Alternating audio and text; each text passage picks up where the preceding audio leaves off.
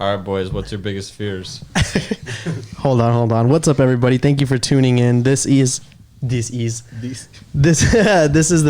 first episode of the Northern Podcast. I am Daniel Cardenas with my guest host, Ricky. My name is Ricky T. Garden. I'm the guest host. And our special guest, we have... My name is Will Cashion, a.k.a. White Trash Willie, and I run Undialed with... the other special guest, Clayton Lindley. So I have Will and Clayton from Undialed, or I should say Undialed. They are Undialed. We are Undialed. And we're going to get straight into it. Will, what was the first question of the sesh? First question of today was we were going to discuss our biggest fears. Right. And this all started because... We needed to know Clayton's. We needed to know Clayton's fears. Because Clayton's a pretty fearless man. Yeah. This fool does anything and everything that you can think of. I try to. Basically, I don't know why, but dude, scorpions and snakes. Scorpions and snakes. I feel like that's a pretty common one, though. Like, anybody could be scared of scorpions and snakes. Because it reminded me, because when it was like last summer at our old place, there was like a dead scorpion on the floor, and I was like, oh shit. So I ran upstairs and grabbed Will. I was like, dude, there's a big ass scorpion on the floor. Yeah. Dead. We thought it was dead. Dude, it was completely flat. Like, it looked like it was shriveled up, and I was like, okay, no scorpions. Yeah. And so I go up and I like touched it with something, and it just starts like scampering. shoe. Oh yeah. I like poked it with a shoe, and it started like its tail flipped up, and it started like hauling ass. I was like, oh! and that's probably the most scared I've ever been of a. And then he smashed it. Yeah, and then there was a baby one next to it. Oh. Smashed that. Hey, at least too. you didn't kill it and like babies like disperse off its back. Oh, that's like in movies and shit. Yeah, where you like fucking. Man, that's the only time I've ever seen anything like that is in movies. Really? I've never seen that in person. I used to. Like, I've been stung by a scorpion. We were in Mexico in Durango. We were visiting family, and I was just playing catch with my cousins, and a scorpion like ran up my leg and stung me in the ankle. Don't you have to like what? Pee on it like when you get stung? I don't know. I didn't know what to do. I was in second grade. This was a long time ago. that's crazy. Dude, that probably scared the crap out of me. I was in second grade, and my Theo just took me straight to the hospital. Man, you should have seen the way he was driving. It was crazy. I'm surprised we didn't bring more people to the hospital with us. He was like on the sidewalk, swerving through in like opposite lanes, going in the opposite direction. Man was in all of it. Like, there was no restrictions for him. He was just gunning it. Oh my gosh. Yeah. The scorpion stung me wrong, though, so we just waited it out. And It stung you wrong. yeah, I don't know. Like, there was no venom that, like, we needed to worry about or anything. It was too thick of skin. It just didn't pierce. I guess, dog. I guess that's what it is. What color were you wearing? You were just in the wrong neighborhood or what? It's red, white, and blue. That scorpion was putting on for his set. For real. Dude, actually, when I was younger, I think I might have been in like second grade. Because when I was younger, I grew up as an only child, so I just go out and just do random stuff because I was bored. So I got a bat and I ran up to an ant bed and I was just like hitting the shit out of an ant bed, and like they all crawled up my leg and started biting me. Were they the bigger ones? Yeah, the little red ants. Oh. You were banging on red ants like that? Dude, I was just like, fuck it.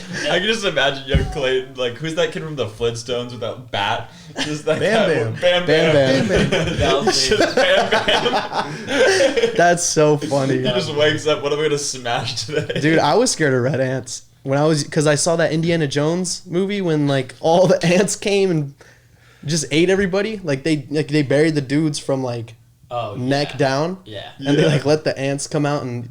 Yeah, no. I can't mess with that. Yeah, that's spooky. You saw me the other day at the spot when that dude he left his backpack on the anthill. Yes, yeah. I was like, holy fuck. We were at I'm scared of We were ants. at have I ever taken you guys to Utopia Ditch? It's just like a drop. It's a bank, and it drops to another bank. Oh, no. I've seen that. I took Derek and Nolan because they were just here, but Colin met up with us, and he brought like 2 other homies, and one of those homies left their bag on top of an ant, like, hole, like where they live. There's just a shit ton of ants, dog, just dispersing, and they literally put their bag on top of it. And Ricky's the only one who noticed. I was walking over there and I was like, what the fuck? They were big, bro. I was like, oh. Yeah, they were like, pretty fat. like the African ones, you know, the big old African ants. That's what it looked like. It's crazy. Never again. Dude, Africa's got some crazy insects. You ever seen the National Geographic on those? When I was younger. There's like ants that are like that big. Dude, they have 6 inches. they have some crazy. And they're like animals. this. I don't. Whoa, you're an ant. Why are you flexing? And they walk around. Just like, They have the spaghetti straps on. You're like, what the fuck? It says live fit on the what the fuck? The ants? Yeah, it's crazy. No. have you never seen that? You walk up to them trying to, they laugh at you. They're like, get this man a shield. It's a good shield. What are you scared of, Will? Ooh, I'm scared of. I would say like being fully submerged in water. I don't like that. That freaks me out for some Like reason. baths? No. It's more just like the transition of going from like a normal state to like being just completely cold. Like a pool? Yeah. Or like, hopping out of a pool? Either one. It's just kind of freaking me. Just that initial transition from like, I don't know, just that gives me like anxiety. Like once I am actually in the pool, it's chill. But it's just like that moment. That freaks me out a lot. So do you think I you're love gonna, that moment. like What? drown or something? No, it's just like I'm comfortable where I'm at right now. Why would I like put myself into this other situation? And then I put myself in another situation. I'm like, that was a good choice. But it gives me anxiety just like going up to it. You know, it's like, I don't know. Maybe that's why I take so much run-ups on clips. I'm scared of actually just committing to it. You're actually scared of drowning at the clip. Yeah. Well, because he knows that if he lands it, local bitches would, like, you know, just, Yeah. my boy finna drown. That could be too much to handle. What about you, Daniel? What's your fear? Wait, that's it? Just Oh, that? okay. One? He's not. My boy's only got fearless. one fear. Ooh, I would say, you know, those parasites freak me out. I don't like those when those insects that grow inside of people. Oh, like bot flies and shit like that? Just, or is that like too... you hear about those like tapeworms and Yeah, that sort I of stuff. hate tapeworms. Or like just those. I can't get rid of them.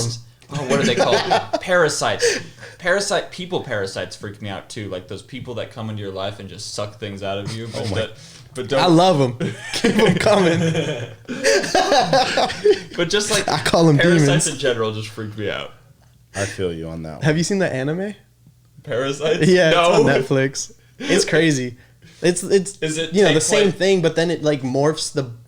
Is It, the like, main morphs the character human the body. parasite? Is the main character the parasite or It's like the human? it's a bunch of like the parasite comes and kills the humans, whoop de yada. But then one parasite for some reason is like friends and chill with the human that he's like in. So then they end up being the super hero of the story. They take down all the other parasites. And Yeah, stuff like that. he uses they have if the parasite could like benefit me in some way, I wouldn't mind having him around or her. You know, it's A just leech? Is that a leech a parasite? I don't know. Isn't a baby a parasite? It's inside of you. It eats. it It uses it you. it eats what you eat. Like Yeah. it eats the food inside. Wow. oof. That is true. So Yeah. we're all parasites. Yeah. At least at one point we were. Yeah. We're all just parasites to this earth. That is yeah. I don't think you're wrong on that one. That one's pretty accurate on the description of a parasite. I always think about like how reproducing is so alien. Like reproducing? Yeah, like that's so alien. Like we put things inside someone else and something shoots out and then they're like a baby grows, like another one of us grows inside of something. Like we're alien as fuck. That's That is pretty aggressive. alien. That's aggressive. That's like it's beautiful. Oh, I That's like I just feel It's like amazing. amazing. At least we don't lay eggs. Actually, eggs might be cooler. Yeah, I feel well, like don't- eggs would be more weirder. Like, Imagine. I feel like that's had 12 alien. eggs. imagine if a woman like gave birth to her egg and then there was like the hatching party. Whoa. that'd be crazy. Let's work on She has that. like 12 eggs. And she has to like lay on them like during the day. She's heating them up and stuff. Man. Oh, Actually, I know another fear now. Olaf. I don't like Olaf. The snowman? Yeah, no, I don't like that dude. why? I don't know. He's the root of evil. I can get like a creepy vibe from that. like I don't know. I like Olaf. Like, I don't know. He's funny. If pure evil was translated into an animated character, it'd be Olaf. It'd be Olaf. Olaf is like the ignorance bliss like character. That's what he disguises himself as. But he knows everything. But he's really just awful. There's a little evil vibe for sure. Really? It's Like the tooth. It's It's the one tooth. The nose is kind of like that's the shit you seen in your nightmares. Like just the nose. It's a carrot. I know, but like it's all pointy and like jagged. Like is the thing you're scared of? Is it carrots? no, I love carrots. Okay. Carrots are the shit. See Carrot carrot, juice? you're like back with the demon. No. This podcast is brought to you by carrots. Not the baby ones. Yeah, not the baby ones. Come on. We're grown. Exactly, not the parasitic carrots. So you're scared of Olaf and Parasites Being in submerged. water. parasites being submerged in water. I have a friend that's scared of like water like that. If Olaf melts and takes me in with him, Oh, yeah. that's worst case Combined? scenario. Takes me in with him. He's not going anywhere. It's gonna be a puddle of water. But then No, he but goes you don't inside understand him, how he's a parasite. big. You don't understand how big Olaf is. He might be massive. That's true. He might be huge and like and like what if he melts and that fills up like Well, are you fat shaming Olaf? maybe what if it's a cold winter? yeah, that's Cold true. What if he Or- falls down a hill? Then he's just gonna snowball and get bigger. That's true. I think that happens in the movie. Does he? Like he's Yeah. rolling down a hill. I've- I haven't seen Frozen in I was forever. gonna say I haven't. That's like a movie I mentally- watch You don't whenever watch it like I every have a night? girlfriend or whatever. I'm not into horror movies. or whatever. He said, I'm not into horror. Horror Horror. or horror movies? I thought he said horror movies. Horror. Horror. I'm not into horror movies. So then, what movies do you watch? Yeah, that's. What movies do I like? Yeah, if you don't Just like name horror your- movies. Name top 3 right here. Yeah, Top top No three. genre, just Oh, I know one of them. There's a Pink Floyd movie that he loves. Ooh, okay, that's tell the folks. Tell the folks. so there's this Pink Floyd movie called Pink Floyd The Wall, and it was produced by Pink Floyd, and it's a really, really epic movie, and it's not like a feel-good movie at all. It's kind of just a, I don't know, like wake up to how crazy this world is movie. It's about World War II and how people are influenced by the media and how basically people can come to power with like rooting evil behind their things, and how people will go and get behind that thinking they're doing a good deed, but in reality they're just being swayed the wrong way.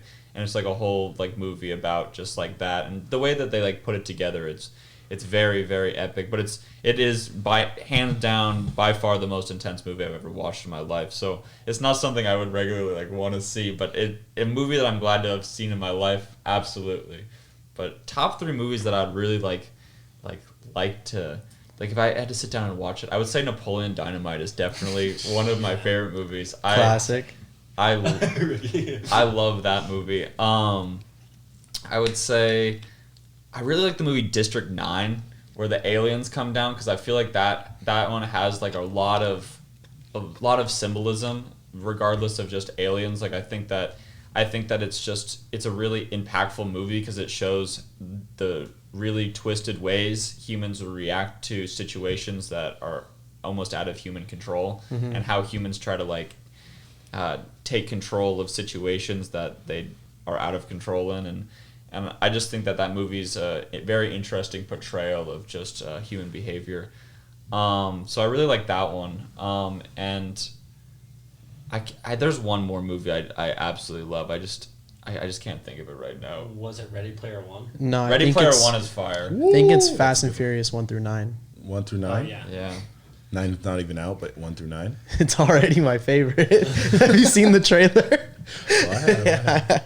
Well, nowadays when they show a trailer, you pretty much see like everything that's gonna happen in the movie. So when you Yeah. see there, it's like all the funny parts. It's like, oh, Bro, Exactly. you know what movie I just recently watched that was so good? I didn't think it was going to be. It's called Nobody. It's about an old I man. almost watched that. It's so good. Did you watch it in theaters? Or you Yeah, watched yeah, it? yeah. Oh, okay. I love going to the movie theaters. it's always nice because it's like you are kind of being forced to like sit down.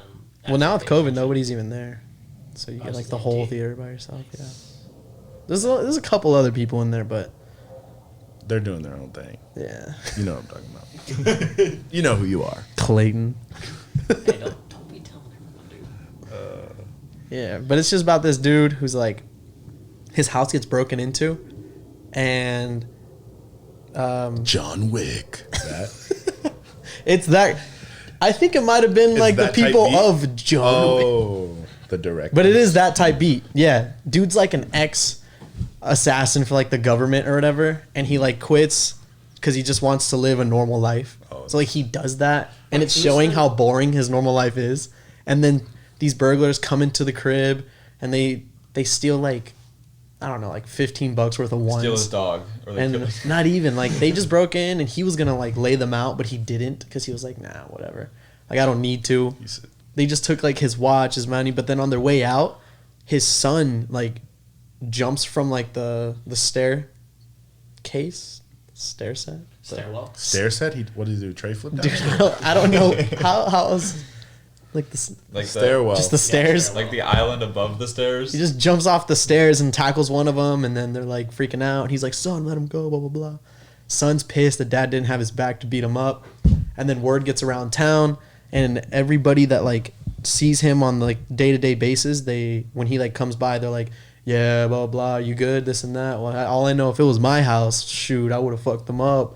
Blah blah blah. Like I would have taken them, but you know, you're you, so it's whatever.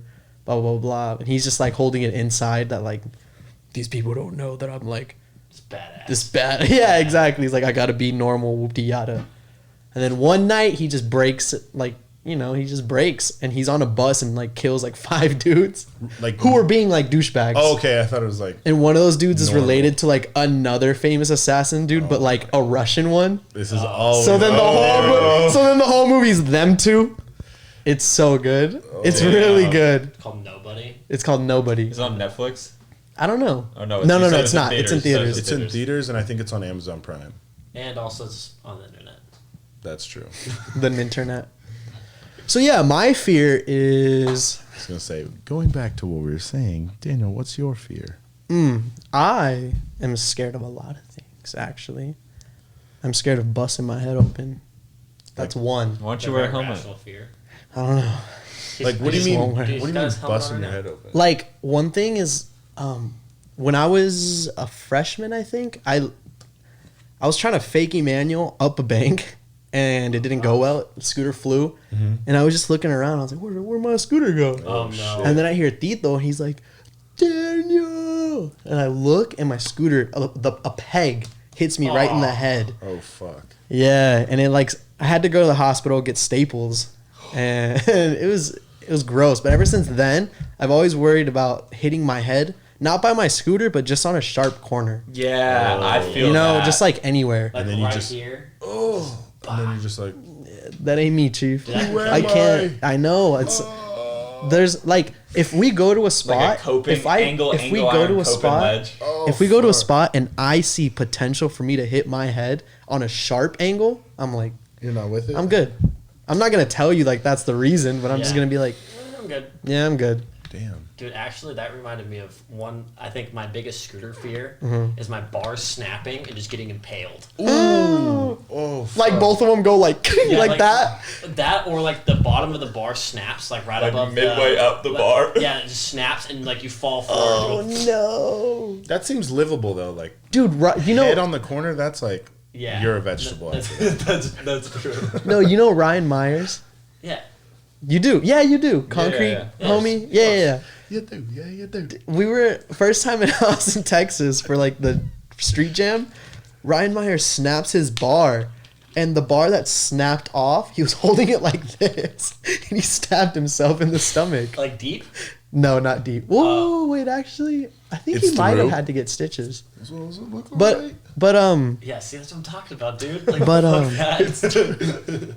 I'm blanking on the name. Matt Ogle. Matt Ogle's wife is like a nurse, I think. Oh, okay. So she was there and patched. Not like she glued him up. Oh, nice. She glued him up, cleaned him, whoop de yada. She's always clutch. If you ever go to like a She's street jam really where nice. Matt Ogle is, she's there, Jenny, and she will patch you up. Shout out Jenny for the patch up. Shout out the Ogles. Dude, right. I love Matt. Matt's the sickest. He's the man. when I was a kid in scootering, I was trying bar twist flat, and I like messed up and I fell like my bars landed, so basically the bar was like standing straight up, and I like chested my like the end of the bar. Like I fell to the ground. Did you have bar ends? No. Oh my god. And it literally created like a 3/4 circle, like a cut, 3/4 circle cut, like right on my chest. Ooh. And I remember I posted a picture on Instagram like, my scooter broke my heart today. Like some stupid, like super lame shit. And Dude, I'm always scared of breaking my wrist on a bar twist. yeah, but since then I will always run bar ends now. I can't not ride bar ends. It freaks me out when people don't. Not riding bar ends have fucked me up so much, but I still don't. I'm just very irresponsible. I got clipped in the mouth with a bike handlebars. I fucking tried to stop and I got my foot stuck in the back tire. And I came to a complete stop and I was like, whoa, boom. And when it hit the floor, it like was faced up and my fucking neck like just boom, right on my mouth. Right on the bar end? Yeah, so it cut a hole. If I shave, you'll see like there's like a scar right here. It cut a hole right here. You know the like little skin that like has your lip to your gums? Yeah. Cut the top one, cut this one. My gums were all bleeding. I was fucking scared. I thought there was like missing teeth, but I was I hate mouth injuries. Yeah. they That's heal gnarly. fast though. They heal quick, Yeah, 'cause but there's a lot of blood and Yeah, it freaks you out because you're like, what the fuck is going? like Like, it looks way worse than it actually is. You're like, I'm dying, bro. I'm already dying. exactly. I haven't had a mouth injury from like scootering, but I have had 2 from baseball because I'm just not paying attention in the ball. Actually, one is mouth. My upper lip got so busted. It was so bad. I was just playing catch with my older brother Marco, and he threw a changeup, I think. He was like trying to get fancy. He was in high school and I was in elementary school, and he was trying to like practice his pitches. And he beamed you with one. Yeah, he was laughing. Oh my god, I remember it so vividly. Like I was crying so hard, and Marco was laughing at me, and I was so mad. And he took a photo of me, and my lip was so huge. The upper? the top lip, yeah. Oh. And the second one wasn't mouth. It was I got hit in the throat. Oh, I was on third base, and I was not paying attention. I almost hit it home. I can feel it already. wait, did she just like hit you or something? It was warm-ups, like before the game. Coach was like dinging them. Oh, off a bat? It was Straight to- Little League. It was like, Oh. and then it got to me, and I was not paying attention. I was like talking to somebody or looking somewhere, and it's just like, and then I look straight to the throat, and I fell back. Damn. You slid like in the anime where the. Damn. Yep. I don't You're remember out. crying after that one, but it hurt. Dude, that's another fear I have, bro. Now? It's my throat. Getting Like, hit in the throat? No, or just like getting like my throat slashed in some way. Like, Oh. I don't know. Like if Slashed or something. I don't know. That if I I can don't know. die in any way, that's the one that I don't want. I think that'd be a pretty good way to go out. Really? Yeah. Where you're like, Yeah, at least, your lungs like, fill with blood and you're like, That sounds so fun. sounds awful. I'd rather do that than like drown.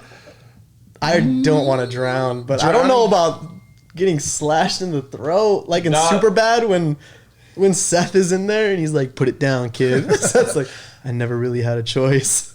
Throws the bottle at the security. Security like breaks it and then slashes his throat. Yeah. Oh my gosh. Yeah, no. Yeah, no, that's like the one thing, dude. Like, I've always had like a weird thing with my neck. Like, if a girl like touches my neck, I'm like, For real? I'm like, stop. It's like hickeys. No, like that's fine on the side. It's just like right on the Adam's apple. Who the Like, fuck right goes here. to the Adam apple? Don't worry about it. I've been on those websites.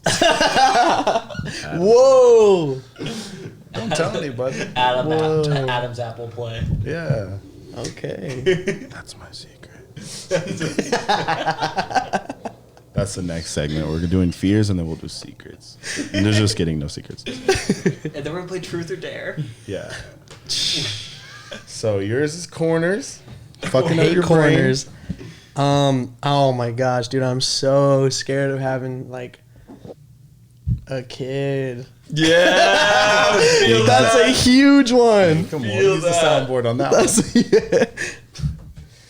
I don't know which button does what no more. Stupid. Yeah, that one. That one's a big one. I've been scared of that since senior year. Hey, always wrap Had a your shit. crazy scare after that. Yeah. Gators bitches better be using jimmies.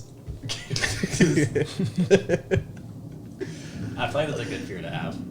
It should be. A lot of dudes be wilding out here like it isn't a fear. Don't give me that look. Don't give me that look. All right, so there's that one, and then there's Babies corners. baby's corners. What about twins? Quadruplets. Nah, I ain't scared of twins. I'll take them on. Like, just having a kid like right now, like especially right now when I'm like trying to do shit, you know. Oh yeah. That's it. So You know- parasites. Parasites. So same fear. Parasites. Damn. What's another thing I'm like scared of? Commitment.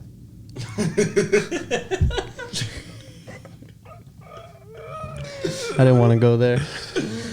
It's a joke. It's a joke. I don't know if he's scared of commitment. I'm sorry. That's how parasites will like lead you on. They'll disguise it as commitment, but reality it's just parasite.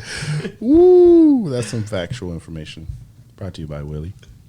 Brought to you by Willie. All right, Mr. Ricky, what's your fears? My turn? All right. So my fears are... Gingivitis. No, like me. I'm scared of that's your- gingivitis. I was like, I'm what? scared of a girl that I'm talking to having gingivitis. What if you're making out there and her gums start bleeding though? No, dude, I will intentionally smell breath before even kissing. And like if I smell So you like, come up and anything, you're like, Yeah, I was Yeah, just- sure. I won't do that. Show It'll me be that like move. it'll be like I don't know, like if you're like hugging or whatever. You just like And you you go, know try to get or just like get close while whack, talking. just a little whack. Because Yeah. I joke a lot, so I'll like get up and like just as a joke, I'll be like, "What's up?" Blah blah blah. I'll and then your face and then DMX sniff. yup, you're not it. So then if a girl's breath smells bad, are you just I'm like, out. I'm out. Oh. No, I won't do that. I could I go just feed my dogs. I'll just sorry. end the day, not like right away, but I'll carry on with the date or Yeah. day whatever. Drop them off, don't kiss them, and then don't text them back, And do not disturb. or not even text them back. Give Just them like the don't moon. reply. Give him the moon. The crescent moon. So, Okay. gingivitis, corner, and babies. I hate odor, like breath odor. Dental hygiene matters. Question. Would you rather permanently smell bad or have a kid right now? Ooh, for real. What? Right now. That's a good question. I'll have a Like, it's kid. either- I'll take have the a kid. kid. I'll I'll just have say a kid. I'll take the kid. I hate odor. I hate it. Hate it. Hate it. Hate it. I have a question for you. Why don't you want a kid? Right So now? you- yeah, you said right that. now, because I want kids, but specifically right now, He's lying. I am not in the financial place to have a kid. Cool. Just wanted That's all it. the kids out there to hear that.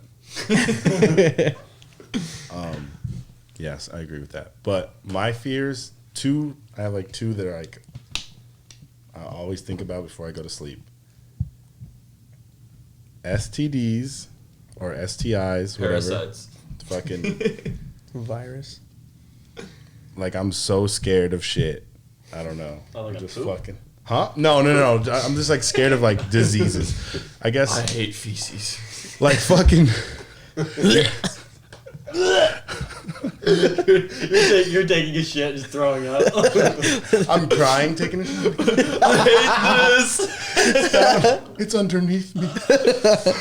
Tell us about your trauma. Well, it all started with the pull-ups. Yo, when it splashes onto your ass. Chill. No, I'm scared of like STDs or like STIs, shit like that, and then sharks. Do not Oh, sharks. sharks. Like Nah, Why sharks? I'll I take know- a shark on. I know people say like, oh, sharks are friendly, like they don't mean to fuck you up, but they still fuck you up. They like, don't mean to fuck you. like they're like, oh, they thought you were a seal. Yeah, dude, Arizona sharks are bad. Arizona shark, exactly. The Arizona sharks are bad. They're in the fucking- canal.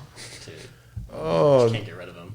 I like the ocean's crazy, but Is there a sharks, specific type of shark? anyone that bite you, Yeah, facts. Dude, It's what just about like- squids, giant squid. that's bro, like shit in the fucking Just sea underwater shit.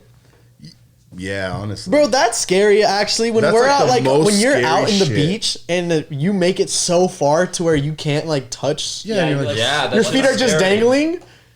My mind just instantly goes to what's under me. Is something gonna come up? Like, or is something around me? Like, Yeah. dude, like one time we were in San Diego. It was after the street jam. Was it the last one? I don't know. The one on Home Ave. Just the canal jam or whatever. Or ditch jam. Whatever. But after that, when we went to the beach and I made it like really far out to where the like one of the seals were like next to me. oh, You know hell those? no. Yeah. I didn't even know it was there. You're chilling with the food. Tito was there and he was like, Daniela, seal. And I like looked over and its head was just like this. And then you see, Just popped out. And that's a person. It looks like a person, Great dude. And I was like, I was like, and then it went underwater. Oh, bro. And then I swam away. It Yeah, didn't I'm- get me or anything, but I just swam back. Yeah. the seal grabs you. But I love being out there in the water. I like that shit too, but it's like, I have to be with a group. Yeah, it's scary. So I know Same. the odds are like, if it's We all mob squad. yeah, like if into the there's water. if I'm like, there's a shark. Everyone's like, where? We'll beat his ass, or like, or like he has more options than just me. I don't. That's just my fear. Dude, like, I worry that I have body a cut, surfing and I I'm worry like- that I have a cut from like the day, oh no! and I'm like bleeding, and then the shark gets the scent. I'm like, I'm the one he's coming after because he got my blood. Hey, but also, Like, if I the like that taste. But also, if the shark attacks you out of everyone, it just means you're the best snack of the group. You're the chosen one. Fuck that! I don't even care about that. I know that they always say like, oh, they just bite you one time and then they're out of there. But like, But that bite is like I'm your not leg trying is to. gone. That's like, yeah, That's not on the. I love that's my ankles. Hey, how do you feel about orcas? Because they eat. They play with They your eat ass. sharks. Oh, do they? Oh, I saw. They eat great whites and moose. They're the only predator to moose. Moose? I saw them. They like Yeah, when play moose with their are food and crossing shit. water, like when they're crossing water between like islands, the killer whale will get going real quick, and then he'll basically Fucking like just go skimboard? and like skimboard over the little shallow part and like snatch up the moose. Wow. Damn. I seen they like throw their fucking food to each other. Oh You yeah, seen they that do. shit? They Yeah, shoot. play They with shoot it, dude. seals like 40 feet in the air. Yeah. Fuck that. Yeah, they toss Kill them out. me. They toss them out and smack them with their back fin. Bro, they're playing soccer. No. Aren't they like hella smart? They're hella smart. stupid smart. They're like Their really cere- smart, right? their Aren't they there cerebellums with are so dolphins? Right? Yeah. They're like up there with dolphins. Well, they are a dolphin. Oh. They're not actually a whale. They're actually a type of dolphin. They're aggressive dolphin. Yeah, they also like They're like bully dolphins. they'll like come and play with divers. They'll like drag him down to the bottom and like Hey. let him swim up, and then like right when they get a breath of air, they'll bring him back down just to like mess And they with also him. they're the only other dolphins are the only other animal to rape people. Yeah, I seen That that. happens. Is that never why? seen Is that? that why South Yeah. Park? Yeah. Is that why South Park made the episode? Yeah, it actually happens. Did you watch the episode? Is it the one with Kanye? No. It's a different one. They're talking It's like literally fish sticks? about. It's a special ed camp episode with Timmy and Jimmy, and like Yeah. one of the dudes who hates Timmy and Jimmy. I think I can't remember because I haven't seen the episode in a minute. At the end, there's like one of them pops out and starts raping him. The dolphin or one of the? the dolphin or the orca, right? Yeah. He like Dolphins hops and out orcas, I think. and just starts raping the special ed kid. Oh fuck! Damn. Jesus. I wonder who's the dude who brought that up, like at the conference and like the Right, South right. Park office. Just like, all right, I got an idea. We got any ideas, everyone? Yeah, special ed kid gets raped by orchid. I mean, I've that's some SeaWorld type beat. Like that's some stuff you'd see in real life. Yeah. Like the kid's on the edge and they're like touching the dolphin just fucking gets on his wheelchair and is like working him. I can see that. Dude, orcas at SeaWorld eat seagulls for fun. They like get fish, like the trainers will throw them fish, And they'll keep the fish. and they'll keep the fish in their mouth, and then the orca will throw the fish to the bird, and then the bird will go to eat the fish, And then the other one will fucking- the whale will just eat all of it. Jeez. Orcas are savage, man. Orcas are Wow. gang members. They roll in. If they fucking had packs, fingers, they would. throw up sets. They also day. have like Hey, they go, territories and "It's SeaWorld, accents, homie." which is crazy. Like orcas in different parts of the world have different frequencies when they talk to each like their groups. So they have like their animals with different accents. Wow. And if so- Mob ties. Orcas got mob ties. Orcas are dope. For real. Dude, that's crazy. I never knew that much about orcas. Dude, it's crazy. Also, I'm scared of the ocean and fucking like lakes. I don't know, like if I'm in the lake, Murky dude, water. yeah, murky Fuck water. outta here. It's like I don't know what's underneath me. There might be like some crazy snake, or there might be like a dead body that's gonna float up and like poke me or something. I don't know, dude. Bro, I always wondered why can't you swim in Tempe Town Lake? Like, can you not? Dude, No. aren't there like hella dead bodies down there? Probably. I don't know. I just always grew up wondering why the fuck you can't swim in there. Like police will show up and like they'll get you out of the water. Really? Yeah. It's like, So you can paddleboard in it, but Yeah, you fall into the water. Like, oh no! they don't want people in the water for some reason. Why? We don't know. Amoebas. Somebody let the piranhas loose. Maybe some like college type beat. They're like putting alligators in that bitch as like a prank. I don't know. Alligators? I don't know. Where'd they get them? Where'd they get the gators from? Florida. Sheesh. Dude, you can get alligators anywhere. My dad told me a story that when he was growing up, he had a pet alligator, and he lived in Wisconsin. So you can get one, bro.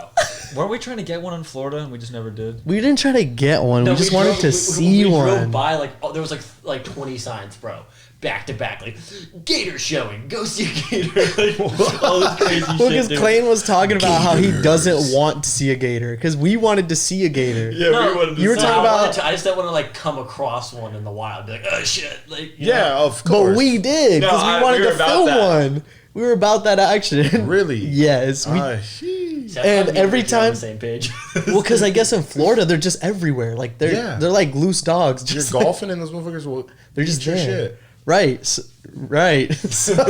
So every time while we were driving, we would pass like little ponds and like You guys are sticking. Lakes We would or always be whatever. like, "Do you see any gators?" yeah, we'd always put it, and I'd always say like, Clayton, go hop in that.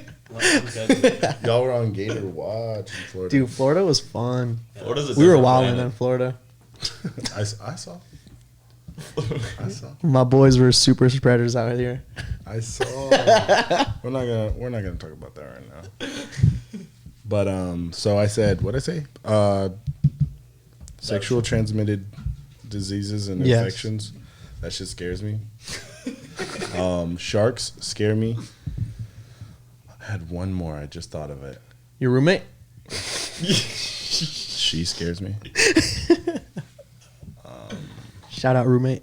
What about What roller skating and then just all of your wheels fall off at once? that? Literally, That's happened to him. that happens to me. And I'm Not like- all of them at once. Not all but, of them at once, but like But like we were Like at the one rink will just once, roll off. and one Yes. rolled off, and he like put it back, and then a different one rolled off like right after. literally, like they just keep going. And you just fucking, You just slammed into the wall. no, you. I mean, if it's not the same. I don't know. I was gonna say like if your scooter, a wheel came off your scooter, Dude, Nah, we'd stop. your shit would be fucking. Yeah. Just the front came off. Yeah. I feel like if you're going fakie, going backwards, and like one of the Oh, wheels dude, leading, you're toasted. just you'd be done. I'm also not afraid, but like I guess afraid. Like He's afraid. if I ever get into like a bad accident and I'm like unable to wipe my ass or something, Yeah. like take me out. I'm afraid of like my parents like keeping me around, and I'm like, Oh, you're a vegetable? yeah, Yeah. like that's a like or like I'm only just conscious. I can't fucking verbally speak or like shit like that. Like that scares me. Like being in the sunken place. Yeah, and my I parents are definitely like, don't keep wanna- them alive. No, Don't keep me No. alive. get me out of there. Yeah, I definitely don't want to do that. Oh, wait, what's the scientist's name? Stephen Hawking. Stephen Hawking. Yeah, that was easy. He was the same way, just like... Oh, Was he always like that? No, No, he had no. It was only disease. later in his career. It was like towards the end. damn. What happened? Do you know? He had had some some disease. He had a disease that basically like crippled his ability to like move his body at all. Wow. So like there was something in his spine, I think it was, that basically made him paralyzed everywhere. Except his eyes. And so he could type with his eyes, and that's how he would talk. Wow. What? Yeah. I never knew that. I Yeah, thought so it was- dude, we, like, if that happens, we can just get you a bad No, eye no. computer. No. I'm out of here. I'm really gone. Oh, going to jail Going to jail. And Wait, prison or jail? prison, sorry. Like being incarcerated. I can no. What am I gonna do in there? I can't. You are gonna meet Bubba. Bubba went over my head. It's the guy that rapes people. Oh fuck! Hey, I'm not raping. What the fuck? It is what it is. Dude, I don't know what button it is. Nah, I'm not raping people. No, I'm saying no. Bubba's gonna meet you. Oh, No, because my boy's never going. bro. No, you're not. You're good. Yeah. Who did it? He did it. This one did it. Dolphin pops up. Dolphin pops. Nope. I'm fucking piecing that dolphin up. You're not taking my buns, bro. You're not taking my You're gonna buns. punch him right in the bottlenose. Oh yeah, for sure. Fuck that dude up. But if it's a girl, I'm not hitting the dolphin. I'm just gonna, Respect. I'll probably like just do like a grip, but I'm not, no hit. For sure. Maybe a Batista bomb. For sure, being abducted by aliens. That's not a fear. That's a fantasy. Hey, bro. To you, if they come and get me, bro, I'm gonna be so scared. Like if they came down, I'd just be like, finally, like let's get on with this shit. Like, Really, dude? If I feel like it's like fishing for us, you know, when you catch the fish, I feel like I would be the fish. Like we pull it, I get fucking brought up, and they're like doing shit on me, and I'm like, fuck. That's what I do. But You're making anytime, aliens a funk band. that's the only way I hear them in my head. Like in Spy Kids. I just picture like being on a table and they're like doing tests on me or some shit, or like I'm stuck in like a big ass chamber. Uzi, wake up. That like I don't know. I'm scared. That's just. I'm not really scared of that. I just asked them if like how accurate is Star Wars, and then if they say like They say no, I'm like it took place in a galaxy far, far away. It's like not in this galaxy, homeboy. It's over there. Or I'd be like, well, can you take me to there? Like, Yeah, sure. Here, beep beep beep. I want to go there. What if they tell you that it exists and they won't take you there? They're just like, nah, you ain't about it. I'll steal a. So you have to be don't a know. Jedi in order to go. I'll steal a what's it called, an escape pod, and then shit. Hopefully, it's advanced enough to say like I don't need like coordinates or anything. I'll just be like, yeah, take me to that one galaxy. You don't even know Naboo. yeah, you know, what's the other one? Tatooine. Tatooine. But isn't Tatooine And there's a lot of planets in Star Wars, but I'm just saying like the galaxy that I need to go to. I could be a I want to go to the Tatooine. Death Star. Really? Huh? I would want to go to the Death Star. Like a freaking. Why? fake So that world. Luke can blow you up Dude, it'd be tight. twice, three No, times, four you times. got- Pause. You got a big old cannon. Pause. You gonna blow me up? You got a big old cannon. Pause. Yeah. Or like I always have like this nightmare of like I wake up and like I go to do something, but like I'm in a simulation and it like starts bugging, and then it shuts down and I'm fucking I'm abducted by aliens. That's like some weird Did shit. they entrap you? Yeah, and I'm like, I'm fucking too smart for the simulation. Oh. But I wake up. I wake up every time like I make the shit bug out. Like, fuck. Well, that's my fears. Sorry. So one of your fears is that we're actually in a simulation? I guess, or like I got captured and I'm fucking living in a simulation and I like go to do something. You are. This is all fake, Ricky. See? Dude, what if you like die and then wake up and you were just playing a video game? And all your friends like, Like- you only made it to it. You like only in made Rick it and 30 Morty? minutes." Yeah. Oh, man. you know what I'm talking. I can't be mad. I can't be Morty mad at like that. wakes like, what the fuck? And Rick's like, wow, really? You went back to the rug store? And then he gets on and he's like, everyone's getting so juiced because they're like, oh my God, he's taking him off the grid. He's taking him off the grid. Living off the grid. Yep. No Social Security. It's so funny. Yeah. That episode made me think of that. But if I just die and I'm just like some other being just like playing a game. I would not be mad because I'm That's what I think that reality, we might just be prisoners, and this might be our sentence, is that we're just restricted to only being able to comprehend these few dimensions. And this is our punishment, that we're like confined to this smaller place where people can't transfer their opinions fully to other people, so that way there's conflict and fear. Damn, they're like, you fucked up last life. Now you got racism. You got to deal with this guy. Imagine if that's how shit works. Fat bitches. Yeah. Now Obesity. Now only fat bitches like you. Last life, now you only talk to fat bitches. Nothing wrong with fat bitches. Yeah, Clayton loves them. I love them. 400 and up. Yeah, that's great. Yeah, there we go. That shit wild. Well, I posted in my story for kids to pull up some questions for you guys. So how about we go to that, yeah? Let's run it See out. what that's all about? See what kind of questions they got for you guys. Oh, and I actually have an update about the street jam. Yeah? About The tweaker? The tweaker. Oh, So he wasn't tweaking.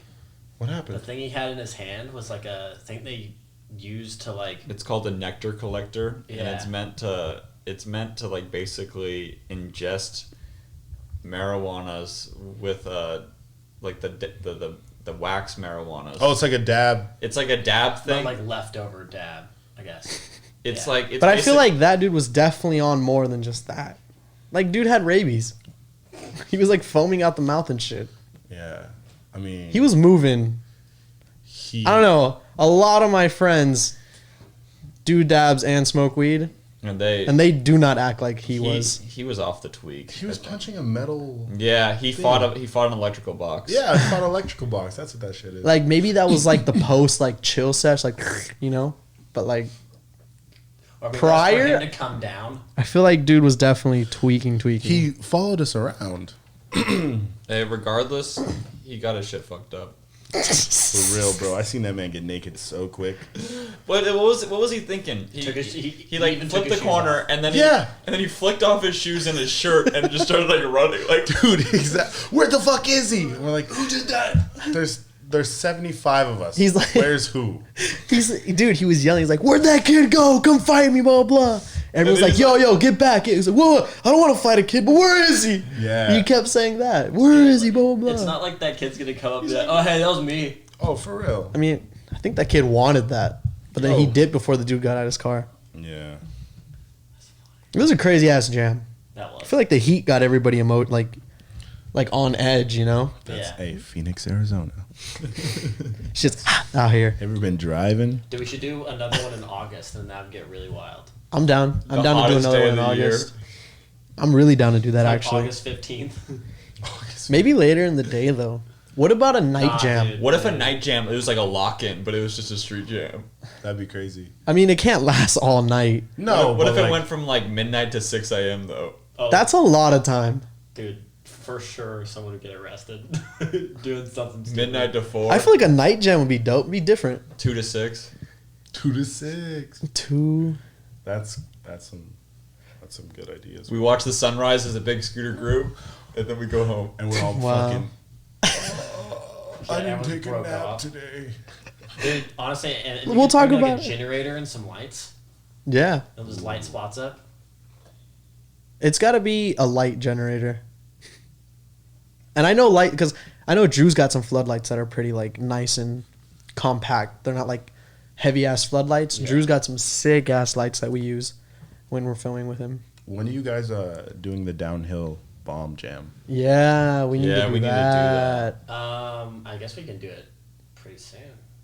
Because that'll be some crazy shit. We just Yeah, need to find where would be a good hill. That's like where we're at right now. We don't know a good hill. And also, I we mean, gotta talk the to hills that I city. know are by Tommy's crib, Yeah, but I doubt Tommy wants everyone meeting at his crib. But like, are they smooth hills? Or are Yeah, like, they are. fucked up? They are. Alright. Yes. And imagine if we got like all the obstacles that me and Clayton have, and like put them on like at the top Down. of the hill. So it's like you hit Bro, some that'd be tricks, tight as and then hell. you just bomb down the hill. It's like a slope style hill. Get a golf cart to run people back up. Oh, that'd be so sick. We're doing it. Yeah, we should plan it out. That'd be so We've fire. been talking about it for a while, but we just haven't thought about it because we were like, oh, well, COVID's around, so. Yeah, that's what kind of put the hold to it. But now events are live. Yeah, for real. Concerts are coming back. They did. Bad Bunny's having a tour next year. Lil Durk was out there. Lil Durk was out here. Got shot up too. A reminder to figure that shit out. He's in his notes. Do you have the questions ready? Yeah, I got them up. First question comes from Harry Snail. Can you guys make scootering not awful? I thought that was the whole goal. Make scootering not awful. Yeah. All right. Well, but what makes First, let's figure out what's so awful about it. I don't know. Snail didn't elaborate on it, but like what would make scootering awful? I feel like, let me just first off say this. I think scootering is one of the most beautiful communities in all of this entire world because I feel like it's one of the few communities that's completely built on passion. And because of that, there's not a lot of room for people to be upset or like put false images of who they actually are out there. And what I mean by that is basically like, because the only reason that people scooter is because they want to scooter, it means that you're going to have a very authentic group of people. You're not going to have people in scootering that are only doing it for the image of it. And I feel like because of that, you have a really solid group of people. But I feel like the thing that makes scootering awful, what is he trying to elaborate on? I feel like there's several things in scootering that are potentially not the greatest. Mm-hmm. But like, which one is he trying to really specify? Towards? I don't know. That's all he said. Not much context. I feel like scootering's very new as compared to. I feel like it's always compared to like skateboarding. Yeah. And like the evolution of scootering is at a baby stage right now. Yeah. But it's not like when people say, I don't know, like when people like give scootering like a bad name, it's like new, so it's gonna get hated on regardless. Yeah. It's not like, I guess it's a household thing that a lot of people do because everyone grew up with a scooter at some point. But just that shift in people's minds hasn't necessarily happened yet, where it becomes something that's like not a meme, I would guess. Like I feel like a lot of the times people are like, oh, look at that scooter over there. It's not like, oh, I wonder what that scooter rider is doing. You know, it's like, it's more of just like acknowledging like, scooter, instead of like the extra level of like, I wonder what this person is doing on their scooter. Like with the same level that people would put towards skateboarding. Like I wonder like what this guy can do skateboarding, instead of just being like, look, skateboard. Yeah. Yeah. Sure. It's like it just has a bad rap from like, I guess, youth, but like everyone, like the younger crowd of like scootering. Mm-hmm. But like, I feel like it's just park etiquette is what gives us a bad rep. It's not even like us. I'm talking like Ricky just said. It's the youth. it's shit like that. But it's not even just the kids on scooters. Like you go to the park and it's every single kid on a bike, on a skateboard, just on a age. scooter. But I think because of the meme around that revolves around scooters, is it being like, oh, you like a scooter rider snakes someone. It's like, then if they get snaked by a scooter rider, it's like the end of the world. But if they get snaked by a biker or a skateboarder, they're like, it's fine, he's learning. Not a biker, but a skater for sure. Skaters are definitely like all. They're the football players. It's like a clique type shit of like, fuck scooter riders. And you're like, whoa, what the fuck? Like why? Yeah, it's just because the kids, like if it's a scooter rider, usually, when do you see adults riding scooters? I mean, you guys do, but it's usually kids at the skate park. You don't really see like. That's why I was like, it's you guys are to answer his question. You guys are already answering his question. I feel like it's just gonna take time. Yeah, but like you're already. Can you guys make scootering cool? But like you guys got blue checks on Instagram. Yeah. You guys got a Puma deal. Yeah. I'm trying to make scootering cool. You're already doing It's getting it. there. Yeah. It's just a slow process. Like, it's just nothing can be rushed. It's like, the way I always look at things is like, the faster that something comes up and becomes big, the faster it's just going to go away. Exactly. What I always think about, an easy example is like, XXXTentacion.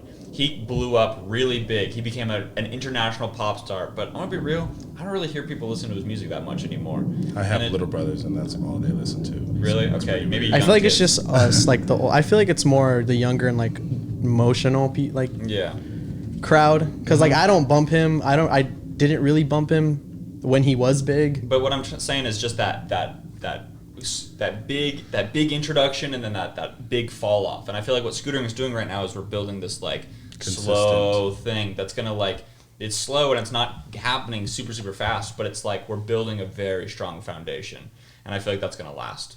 Yeah. Yeah, I like that. Word. Well, there you go, Snail. Next, shout out to Snail, by the way. He's a homie. Shout out to Hi, Snail. Or next question. Daddy of scootering wants to know who is the better rider between you two. I feel like that's not possible to put down because me and Will are just both so different. We both ride completely different, so it's like he's better at one thing, I'm better at another. It's like obviously I'm better than him at flares and front flips. He's better than me at grinds. Like It's Mean Bean. He's the best one. Mean Bean? Yeah. Yeah. Mean Bean's the best. he is the best. Ian 8.0 wants to know what's your guys' favorite food. Ooh. Go for it. My favorite food in the entire world is... Dude, I've been really digging BLTs with avocado recently. Those things smack. I have not had a BLT in a minute. Not BLTs. Blats. What? BLT with avocado. You put Blats. It's all blats over here. Blat, blat, blat. So I think blats right now. Maybe like a deep fried blat would be pretty good too. Whoa, deep fried? Yeah, why not? How do they do that? Right? They can deep fry ice cream. Like Oh, they dude, could do a deep sandwich. fried lettuce. Oh, that sounds. I feel like that's some soggy. shit you'd be hyped on, Clayton. Oh, really? He's making this face, but if somebody offered him kale chips right now, he'd be like, "Oh yeah." You're not wrong. Oh. Not wrong. What's your favorite food, Clayton? Kale I chips. bounce around a lot. I don't know. Like Peanut butter pretzel. dude, peanut butter pretzels are so good. Really? Dude, Like, that's as a food, not a snack. I have a bucket of it. He and I buys just- them by the pound. I just eat them all day, dude. But no, I think ramen right now is my favorite. Like, I love good, ramen. Good. I love Japanese ramen. I just Clayton bought, just discovered Naruto. That's also why. He's still on season 1. didn't the guy just die? The rider. Yeah, Who? The rider of The Naruto, rider. didn't he just die? I didn't hear this. I seen this on Twitter I see Really? this also. How recent is this? like 2 days ago? 2 days ago. What? I haven't really been on. It was like the original drawer or something Yeah, like yeah, that. illustrator or writer or something. Wow. Oh, That's like crazy. of the first series. They And did. they think he was still a part of it. He died at 57, that's what I saw. Wow. Yeah. It's young. But yeah, no, Naruto's got me hyped on ramen. As it Really? should. It's Yeah, right? so good. Dude, it is. Have you seen Dragon Ball Z at all? No. No. I like him just kind of. My goal is I want to eat ramen the way they eat it, like in the animes. They're like, but it's just like one straight it just, and then they're Why done. do you just Noodle. keep feeding? They like keep feeding them like themselves noodles the entire time. Bro, I went to Japan once, and I was very thrown off because I went with my friend Sergio. And we went to a lot of places to eat ramen. We tried like tons of 7-Eleven like you heat up ramens, and then we went to like Same. like very like Restaurants. we went to like 2 fancy places to have their ramen, Oh, but those so good. and then dude, it was like the The middle ones. the are middle best. ones are the best, like low key, the ones the that are like local ones. and like kind of like alley. They're not You walk in there, alleys, you're but it's like sweating it's like already. skinny walkways or whatever. Those So ones are many so people, bomb. there's But no everywhere we cars. went, No customer I was so service. thrown off because everyone was eating and they were slurping really, really loud. It's like They're like, disgusting. Like, Yeah, I can't do that. like grandmas, grandpas. no, but I learned that the louder you slurp, the more you're telling the chef like this is good. Like the more Yeah. you're saying this is good ramen. Oh. That's like so like if you didn't slurp, you're being disrespectful by saying like yeah this is shit. Oh, so you're just being quiet, like. But you're in the place with and everybody's. I feel like as a chef, I'd get so annoyed just with that sound. No, all the Nah. time. but that's like, like but applause. that's their culture. That's like what they know. That's what they grew up knowing. So like, if you are the chef and all you hear is, and you grew up knowing that means that your shit's the bomb. Fair. You know? That's fair. Yeah. A little side note.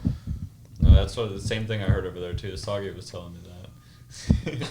He was telling you that? Yeah, because I was thrown off because everyone was just like. Did you ask him, or he was like, "Hey, slurp"? No, he. Hey, that's No, he, fair. Pause. he like went out of his way and told me. The same thing with sushi too. They smack in their lips when they're eating. Really? Yeah. It's crazy. Did you go to any ramen places where you order each ingredient from the ramen bowl like in a vending machine, No. and they give you like a ticket for each item, and then you like. Nuh-uh. Oh. Oh, then you take it to them and then they like prepare it for you. Is that what Yeah. happens? So it's like Subway but for ramen Yeah, it's weird. out of a vending machine. Out of a vending machine. That's crazy. Nah, that sounds dope though. Riley JCV1 wants to know when did you guys lose your virginity? Like 23? Like last week. It's Nah, pretty lit. I was 15 or 16. I think I was 15 when I lost my virginity. 15? Yeah. His parents owned a cow. Wow. Wow. And Wow. That was his cousin, asshole. well, don't be telling everyone. Jeez. William. I'm still a virgin. No, just kidding. No, just kidding. No. Big When I- up. when I- Big up to you. When I was 18. 18? 18. All right. Got Wait, the was numbers. it, what was it the day you turned 18? No, it Birthday. wasn't birthday. Birthday. It was What's your it was in a park. Birthday. It was in a parking lot in a park. Whoa. Ooh. Car? Yep. Nope. Bench. Nope. Slide. And the crazy thing was is Swing. like I don't know. I grew up Mormon, so Oh, really? yeah, so like I don't know, I kind of had my self-confidence about like dating and everything kind of beaten out of me in high school, and I just wasn't. It was really bad at catching vibes, especially sexual vibes from females. Oh. And then so she started just to come on to me, and I just let it all happen in the fucking Or parking like lot. this. And I was just like, all right. Take me. Are you still Mormon now or no? I guess I technically still am in some book somewhere. Do you like you agree But- In a with book. but- His name is in a But book. no, I'm not practicing. He's going at You don't all. practice? No, not at all. it? Hey, some people. I don't know. Here's the thing about Mormons is like I feel like if you are somebody I feel like Go ahead. I feel like if you like community and that's really valuable to you and you kind of want a preset friend group, I feel like the Mormons are great because it kind of just gives you a friend group, and those people will have your back in like a lot of situations. You're moving, you'll have 30 people at your house ready to help you move. But then you also have to like help other people move, and it's like this friend Wait, group. I don't want to help other people.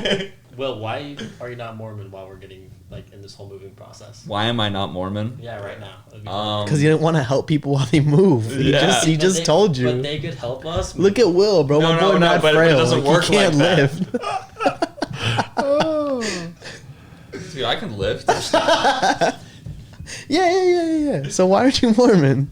Why aren't I Mormon? Yeah. Honestly, I just it's a lot of commitment being in that church. It's kind of like a part-time job, if I have to be honest. You get these things called callings, and they're like responsibilities that you have to do, and I don't really want to do that right now. I just want to scooter. It's like the same reason I don't want to have a kid. And that's like the other thing is a lot of people, like especially our age, like there's a lot of emphasis on them getting married and starting families, and like I just don't want to be around that energy. Yeah. Because I would rather be with my boys scootering at spots and building Less skate parks. obligations. Yeah. Yeah. Like, that sounds fun. Enjoying life Instead of being on like a mission across the world. Or what? Yeah. across the world, Well, or like they said- across the country. No, across the world. Like they be sending people. You said out- across the world. Yeah, it's No. across the world. Oh Yeah, they wow. do. Well, Like but I mean, missions. scootering has sent them across the world too. I've but- been on my own mission. He'd be on a bicycle with a tie,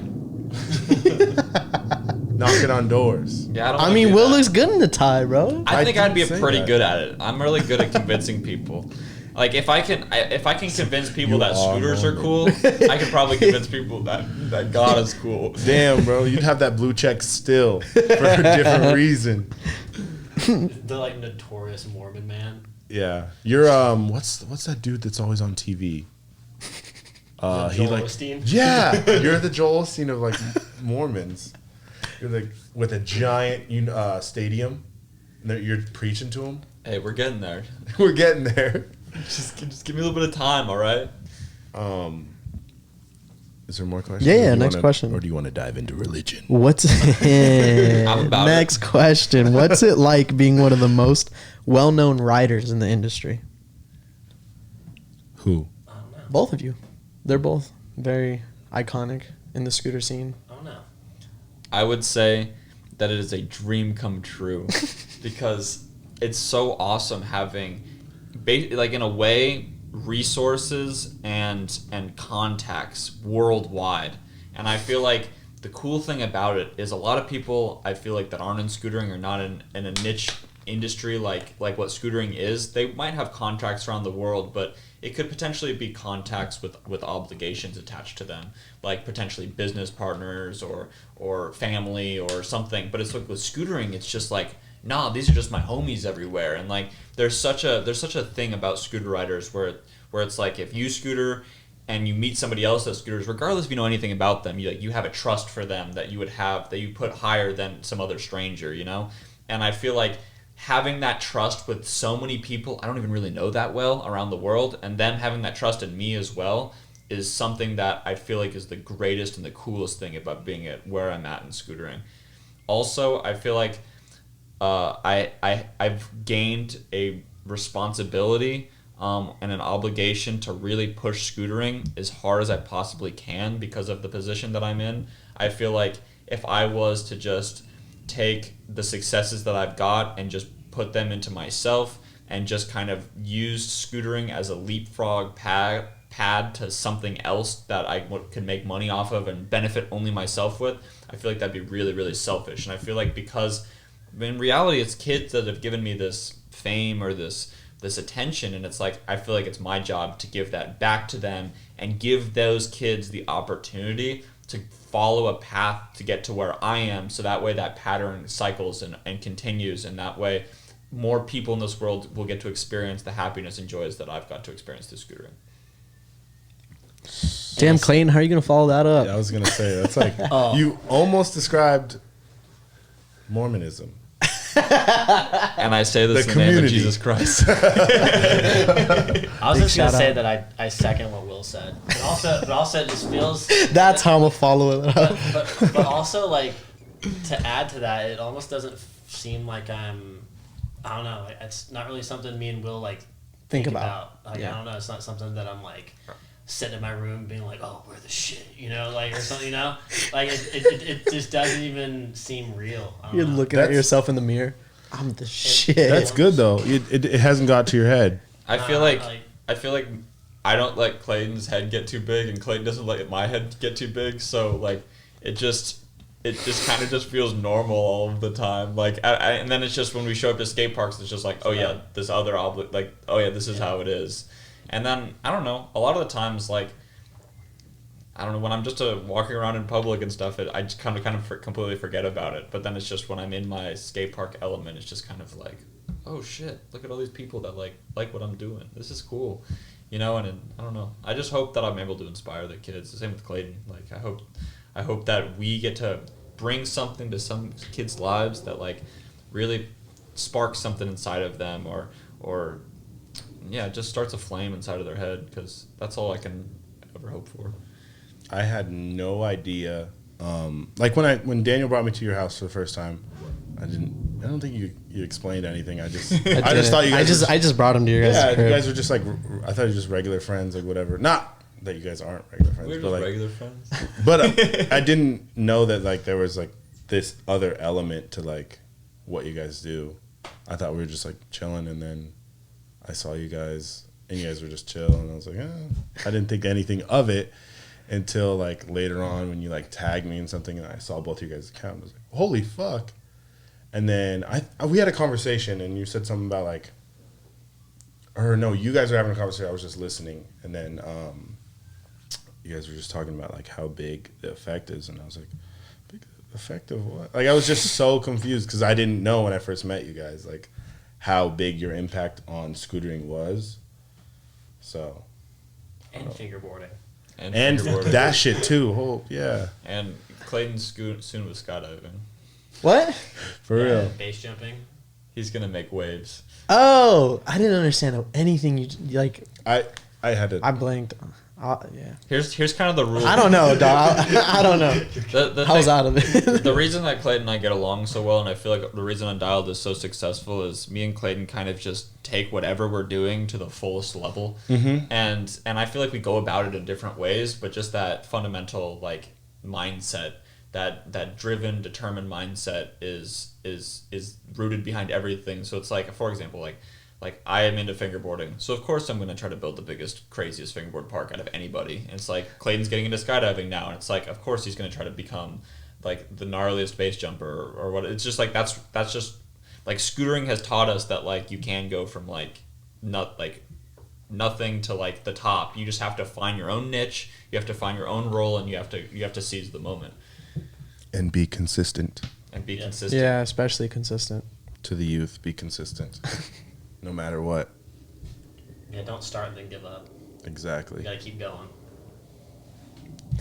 Well, right there, we're going to take a commercial break, so stay tuned, and we'll be right back.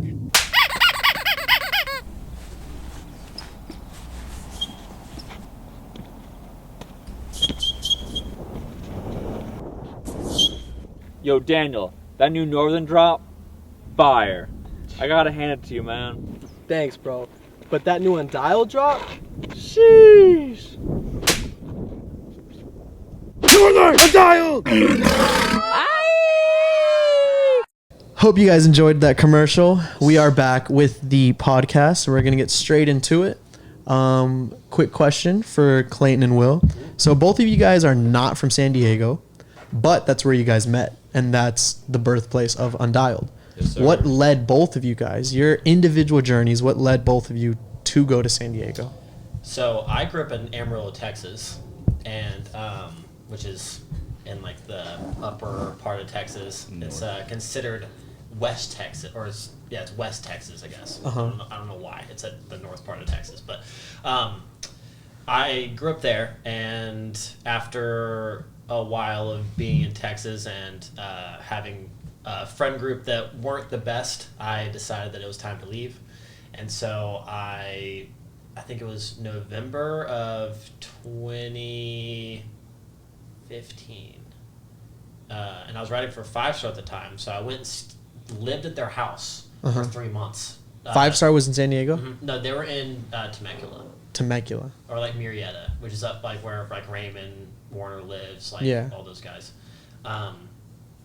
Where the original Scooter Zone was, and well, actually no, it wasn't the original Scooter Zone. But anyways, so I lived there for 3 months and decided that it was time to get an apartment. And I was working at Claremont Skate Park, and I was working at Escondido Skate Park at the time. And then I was living in a studio apartment for a little while, and I'd already known Will from I think it was SD8. Yeah, right? we were teammates on the scooter farm together. Yeah. So like we met at Woodward, and he was like shooting photos of me, and we just started like hanging out. And then I think at Woodward, you were taking photos of me. I was like, dude, you should come over, like hang out in San Diego. And you're like, okay. And then Will came over and stayed for like a month or so, like a month and a half, and then. Well, that was because so basically what happened is I was staying over at Clayton's house just because I didn't really I don't know, I wanted to be in the scooter area. It was more scooter active than where I was in the Bay Area, and that's where I grew up, was in San Francisco and in Denver, but at the time it would be in San Francisco. And basically I was staying down with Clayton just because that's where I wanted to be around scooter riders, and that's where the scooter scene was happening. So you're using me, Will? Yes. And then Yes. And then basically I was like, we started thinking, we're like, well, how could we make more money off of scootering?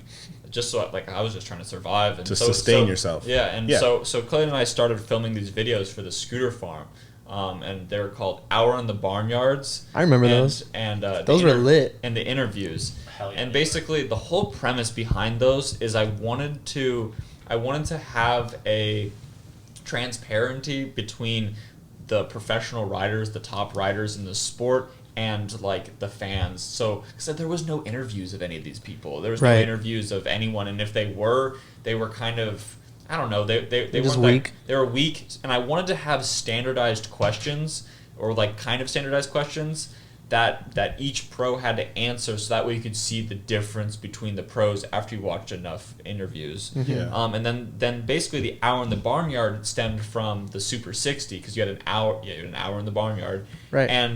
And like it was a very, very simple skate park, so you really got to see how people rode in like not very much stuff. So you got to really see people's style like stand out and like come out. You have a very limited space. You can only do so much. People got creative too. People got real creative, and that was kind of just the dynamic. You would have your interview, and then after your interview, you would then ride for an hour, and me and Clayton would film it.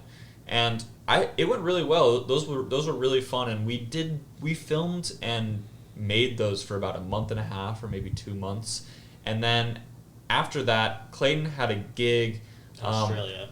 not in Australia, for your shows. Oh yeah. Okay. So you had a gig for basically doing shows at like a theme park. Yeah, and it was The stuff that like Vincent does. Yeah, exactly. But I was with Derek C. Yeah, because I remember I was here and he was leaving doing that stuff. So we were in Kansas City together for like 2.5 months, and that's when. And then we left while he was there, I went to Europe for about 2 months, and during that Europe trip With District? So I was sponsored by District at the time, but I paid for my own flights initially, and I did work for District while I was out there. So I made some edits, I filmed some things just to kind of get by while I was there, but I was also editing the Hour in the Barnyards, which is what I edited, and he was editing the interviews. And basically, I realized that Europe has really bad Wi-Fi, and I kind of fell behind a little bit, and I knew that was annoying Clayton. But basically, when we both got back, when he got back from his shows and I got back from Europe, it was around the exact same time, and that's right when Clayton's lease was coming to an end. So I was like, dude, we should get a place together. So then we ended up getting a place together. And we were staying in that place with no intentions of doing any Undialed. Like, Undialed was not even a thought. We were just like, yo, we both just have a place together. And then it was about a week and a half in that we were like scootering. We were scootering in the Safeway behind our apartment complex. And I just looked at Clayton. I was like, yo, we would be stupid if we didn't just like do something. Like, we're both two pretty well-known scooter riders. After I'd gone to Europe, after he'd done his... we had definitely gotten our credibility up quite a bit. I was like, we would be stupid not to like do something like with just both of our statures in scootering. Like, we might as well. Like, we contrast. Like we're both into filming and editing. We work well together. We've already done Hour in the Barnyards and interviews. Like, you just want to try making a YouTube channel together. We just do crazy stuff. And Clayton was down, and basically, we came up with the name Undialed. We had a few other names. We wanted to come up with a name that was like kind of only really scooter riders knew. It was like a scooter word. And Undialed isn't really a real word. It's just a word that scooter riders say. But also, what's cool about Undialed is that if you say like, "Oh yeah, like our brand's Undialed," they understand pretty quickly what that means. It's not like oh, if something's dialed. It's easy to say around. Like, we didn't really know this at the time, but like after traveling the world and going to these meetups, like. We realized that like people, what is that noise? It's either Tito or Magic. But basically we didn't know it at the time, but like the word Undialed can be said regardless of what language you speak. Like, it's just an easy word to say compared to other words. Yeah.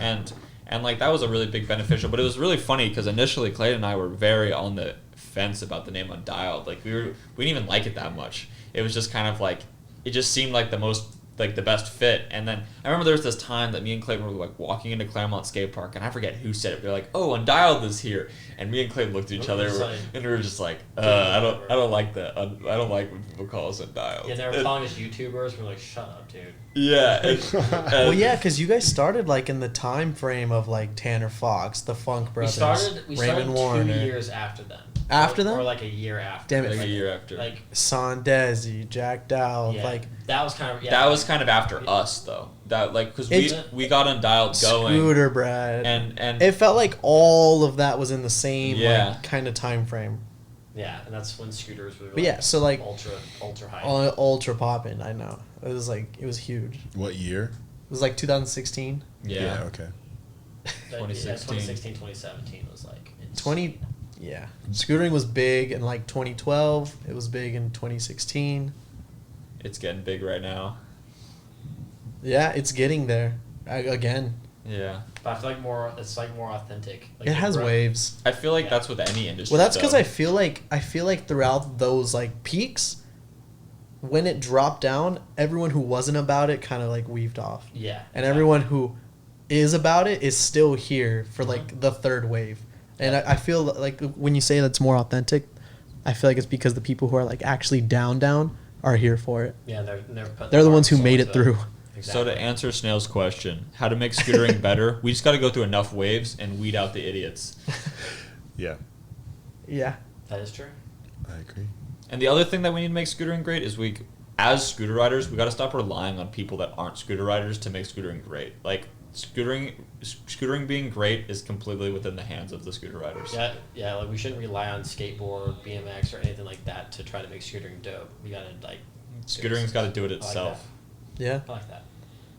I think it's. I want the older people, like the ones our age, to stop complaining about They stuff. need to start doing things. Yeah, They I just want you to like do stuff. Like I hear so No hate, it's always love, but There's- like just quit complaining. There's so many older scooter riders who I feel like feel some sort of way about me or feel some sort of way about Clayton, and it's just like, yo, you guys can just do you guys can make your own videos, like you guys can make your own stuff. It's like me and Clayton are putting out content and people are watching it, and you're watching it, and it's like, why don't you just make your own content and then I can complain about that, like How can you judge without having anything to like put forward? that's what I'm Like saying. you're just judging us, but you're literally sitting there at home. I got thrown into this group chat one time. What? Pals? Pals. I got thrown into I was Pals. in it too. And Pals is a group chat for So it's like core scootering. Uh-huh. It's literally dudes our age. Eric is in it, but it's like Shout out E-Rock. it's literally dudes our age complaining about what they don't like in scootering, but they don't do anything about it. Yeah, they don't problem solve. They just talk shit. The group chat is literally just them talking. I'm not in it anymore. But- I was in it okay. in 2016. I was in it. But basically, like, I got thrown into this group chat, and there was this dude named Billy, and Billy was, like, talking shit on me. And I just responded, and I had no idea who this guy was. Like, I literally didn't. And I was just like, who are you? And he took that as an insult. Oh, and I was just like... hey, I would have was- too. Shit. I was like... Who are you, kid? I know Billy. Billy's cool. Shout out Billy. Billy versus Willie. Dude, you have like a radio voice. I love it. it's B for Have Billy. you ever seen Pablo Francisco, the little tortilla boy? No. No. That's All what we're right, look it watching up after later. this podcast. After this podcast, watch it. Hey, all I gotta say about Billy, it's B for Billy, but it's taking W's for Will. Ooh. Billy. I'm just kidding. Billy, I don't know you at all, man. I'm sorry. Billy, don't get on Maybe one day I Instagram can Live. meet you. Don't get on Instagram Live calling him out, please. We don't need this. No, Billy's actually really cool, but you genuinely didn't know him. I genuinely right. had no idea. You genuinely had no idea who he was. But Your name holds no And Billy took weight. offense to it. yeah. Well, I mean, over text, you know, you could see how people could misinterpret that, especially you? when it is, "Who are you?" Yeah. Yeah, bro. If someone said that to me, I'd be like, I don't know. I'm still trying to figure that out, I'm man. working on it. Okay, so he took offense to it.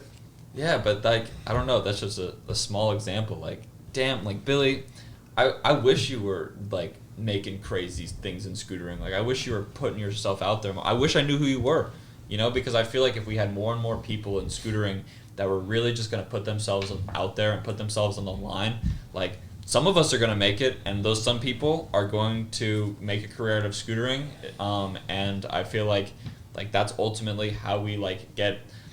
Like, all of us just want a scooter, and I hate when people make this association, like, I scooter, but I'm not about getting money. And it's like, money and scootering go hand in hand. Scootering is the car we're all in, but in order to drive that car, we need gasoline, and gasoline is the money. Exactly. And it's like we all want to go places in the scootering car, but it's like we also got to get money. And I feel like that's kind of the disconnect in scootering a little bit, is that people are weary about money, and I feel like what that roots from is it roots from core brands like scraping by because they have to pay a whole roster of riders. They have to make all these expensive parts. They have to sample these, and it's just kind of like the company owners get so like in their head, like, I'm so over money. You know, it's like everything is about money. It's like what we really need to do to make scootering great. So we need to get corporate brands, so that way the majority of paychecks for scooter riders will be coming from these outside brands with money, freeing up how much stress. money the actual manufacturers have, meaning that they could put more money into their products, making better products, and then making the scooter riders better, giving them more opportunity. Like we got to get the corporate brands. it's hand in hand. It goes with marketing. And congrats to you guys for getting the first ones. Exactly. Thank you. Bow, bow, bow. Grrr. Fuck is you talking about? Wow. But it's also still in the process. So Yeah. it's still like, you know. Yeah, you We'll guys are get the that. test subjects. You're the guinea Exactly. pigs. But that's like But you're the guinea pigs. We're not. They're not. You guys are. I feel like one thing I really, really, really love about scootering is the fact that I feel like I'm on the forefront of something. I feel like one thing that kind of like I don't really like about skateboarding, just for me personally, is like if I got into skateboarding, I feel like it'd be really hard for me to bring something new to the table because I feel like skateboarding has been so done. But with scootering, it's like I feel like everything that I do is new, and I feel like everything that I can like put out is like new, and then like I feel like I really am on the forefront of something, and I feel like that's what keeps me so into scootering is just that there's a certain like glimpse of this feeling that I get that just like you're on the edge of something like. But it's definitely because of what Ricky said earlier of how new and infant it is. That's what I'm saying. Yeah, The possibilities are so large right now. Yeah.